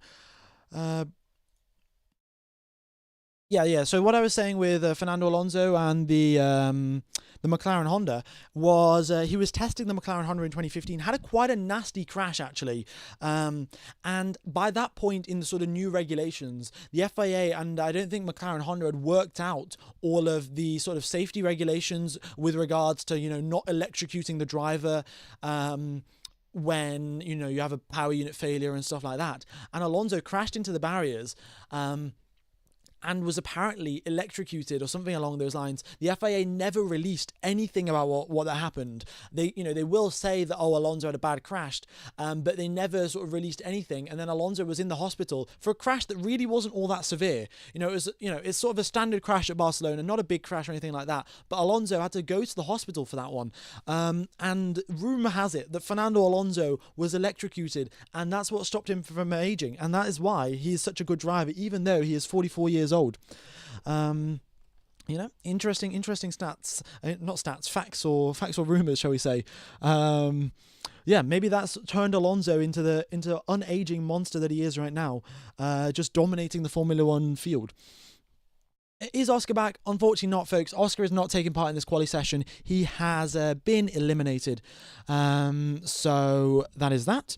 And we have got the rest of the drivers taking part then. So 1 minute and 55 seconds. So we get underway. Oh, folks, this has just changed. Rain has said yes. Carlos Sainz 55, you are currently at the circuit. You are a weatherman for the weekend. If you could inform us on what the conditions are like in Baku, that would be incredible, because the rain has just announced itself as it's falling. So that might secure Carlos Sainz's pole position. He's currently on provisional pole. Who knows? Okay. Here we go then. The session's resuming though. In 1 minute and 11 seconds, drivers are making their way out onto the circuit. F1 Gamer, how do the tyre allocations work? The Pirelli give the teams 8 sets of soft tyres, 3 sets of mediums, and 2 sets of hards for this weekend. It changes each weekend. You know, sometimes it's different amount of medium tyres, sometimes different amount of hards. And then once you make it through into Q3, you get an extra set of soft tyres to use for qualifying. But yeah, that's about it, really. Yeah. Okay, here we go then, folks. We are about to get underway for the final time in Q3. I hope it's the final time, fingers crossed, because my throat is really starting to hurt. And yeah, okay. I should probably drink some warm water, actually. But I'll do that in like 3 minutes time. You know, the session's going to finish then anyway. Okay, so yeah, I'm seeing a few more raindrops here and there on the camera, but the rain doesn't look any sort of intense whatsoever, and we'll see how it goes. All right. Can we actually finish this session? Yeah, it'll be good to finish the session, really. We are running up now 54 minutes later than expected. I'm sure the Formula 2 people aren't too happy, because I think their feature race might have been a little bit delayed because of it. Okay, again, folks, as a reference point, it was a 35.8 from Carlos Sainz in his first sector. That's what he did. So we'll keep an eye out. What can Norris, what can Verstappen, what can Russell, what can Leclerc? Oh, well, not Leclerc. Leclerc crashed, of course, but what can these drivers do? And if they cannot get a 35.8 in the first sector, then I have a sneaky suspicion that Carlos Sainz is going to be on pole position. Is there a red flag for Charles or Piastri? There was a red flag for both. Charles crashed first, brought out the red flag. Piastri then crashed. He brought out the red flag. And that is red flag number 6, folks. Okay, we have got 18,000 people watching the live stream. Thank you all for tuning in. Hope you guys are enjoying the coverage. And yeah, watching along. The race tomorrow, we have got a 60% chance of rain for the race start. So, yeah, you don't really want to miss this one. We've had a lot of chaos here. Hopefully less red flags tomorrow. Maybe a few more safety cars and a bit more action. But we'll wait and see. Baku plus rain, it's never been seen before. We've never had this sort of combination. Who knows what will happen? Lando Norris front of the queue. He's not taking any risks. He wants to go out first. We've got one of the Mercedes cars just overtaking. Saying Russell overtook me in the pit lane. That's not allowed. Oh, Carlos Sainz over the radios, snitching on George Russell. I mean, fair enough. So Russell broke the rules. The driver's going to get every advantage they can get. The driver's going to take every advantage that they can get. And yeah, we'll see if Russell gets a penalty for that one, because, you know, the race director says, oh, you're not allowed to overtake in the pit lane, XYZ rules or whatever. Maybe they are, maybe they aren't, but we'll see what happens there. Anyway, 1 minute and 44 seconds left on the clock. We have got Lando Norris starting his flying lap here. The time that we are looking for, a 35.8, is the time to beat in the first sector for Carlos Sainz. Lando Norris so far, a couple of purple mini sectors to his name. The engine is turned up right to the max. There's no further that he can push that engine. And let's see how it goes then. Alrighty, here he comes through turn number 4, bouncing over the curb a little bit. We can see raindrops on his camera, and it is a 35.5. It is not a personal best, but it is quicker than Carlos Sainz by 0.3 of a second. So it's going to be close here between Norris and Sainz. The middle sector is going to be a lot more tight and twisty. That's where the white lines are really going to catch you out. Sainz goes purple in the first sector. He goes quicker than Lando Norris. Maybe he doesn't even need the rain to get pole position. This man is pushing like crazy. The medium tyres are working fantastically. Here comes Lando Norris. Here comes Russell behind him. And Carlos Sainz is pushing like mad. All right.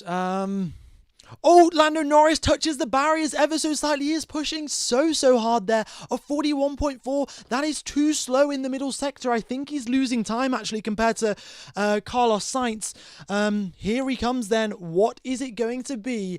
He comes through turn number 20. It is now foot flat to the floor. The DRS is going to be wide open, and powering down that main straight, comes across the line, does Lando Norris. Where does he go? It's second position. He is 0.6 back. Max Verstappen, though, might spoil the fun. Russell is in second position. He's half a second back. Carlos Sainz, can he improve on his previous lap time? No, he cannot. He goes 0.3 slower. Here comes Liam Lawson. Verstappen right at the back of the pack. Lawson is only second place for him. He's ahead of Russell and Norris. I don't know how he's done that, but Liam Lawson take a bow.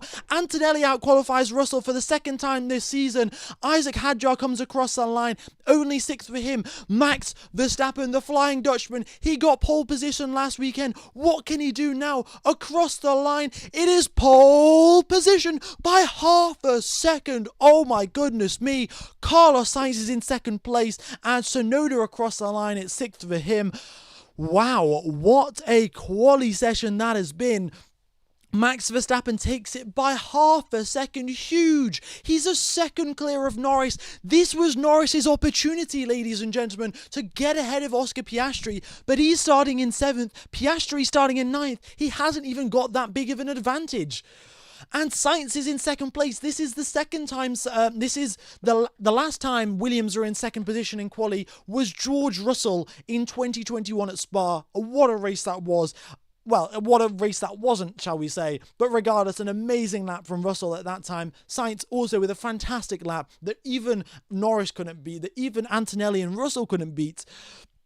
Wow, what a quali session this has been, folks. Thank you all for tuning in. It's been a pleasure commentating to you guys. Have a wonderful morning, day, afternoon, evening, or night, depending on where you are in the world. And I would once again like to remind you, there is a 60% chance of rain tomorrow. 60% chance of rain. And, well, it's Baku. There's guaranteed action. On top of the rain, it's going to be incredible. With the McLaren starting this far down, they're going to have to pull off overtakes. They're going to be battling against each other. Is Carlos Sainz going to get a podium? Is Williams going to be back on top? Who knows what's going to happen? It's going to be a fantastic race, and I hope to see you all there. So, yeah, I'm going to end the stream now. I'm going to take you over to the race stream. Be sure to hit the like button, the reminder button. It's going to be absolutely epic. And Carlos Sainz is his best ever qualifying. Oh no, it's not his best ever qualifying. Best ever qualifying with the Williams team, and we'll see how he can do. So yeah, been a pleasure commentating to you folks for an extended qualifying session, shall we say? And hope to see you all in I think it's 20 hours time or so for the race tomorrow. All right then. Yeah. See you all tomorrow. Hit the like button, hit the reminder button, hit the subscribe button, all the good stuff. And yeah, that's all from me. Cheers, folks.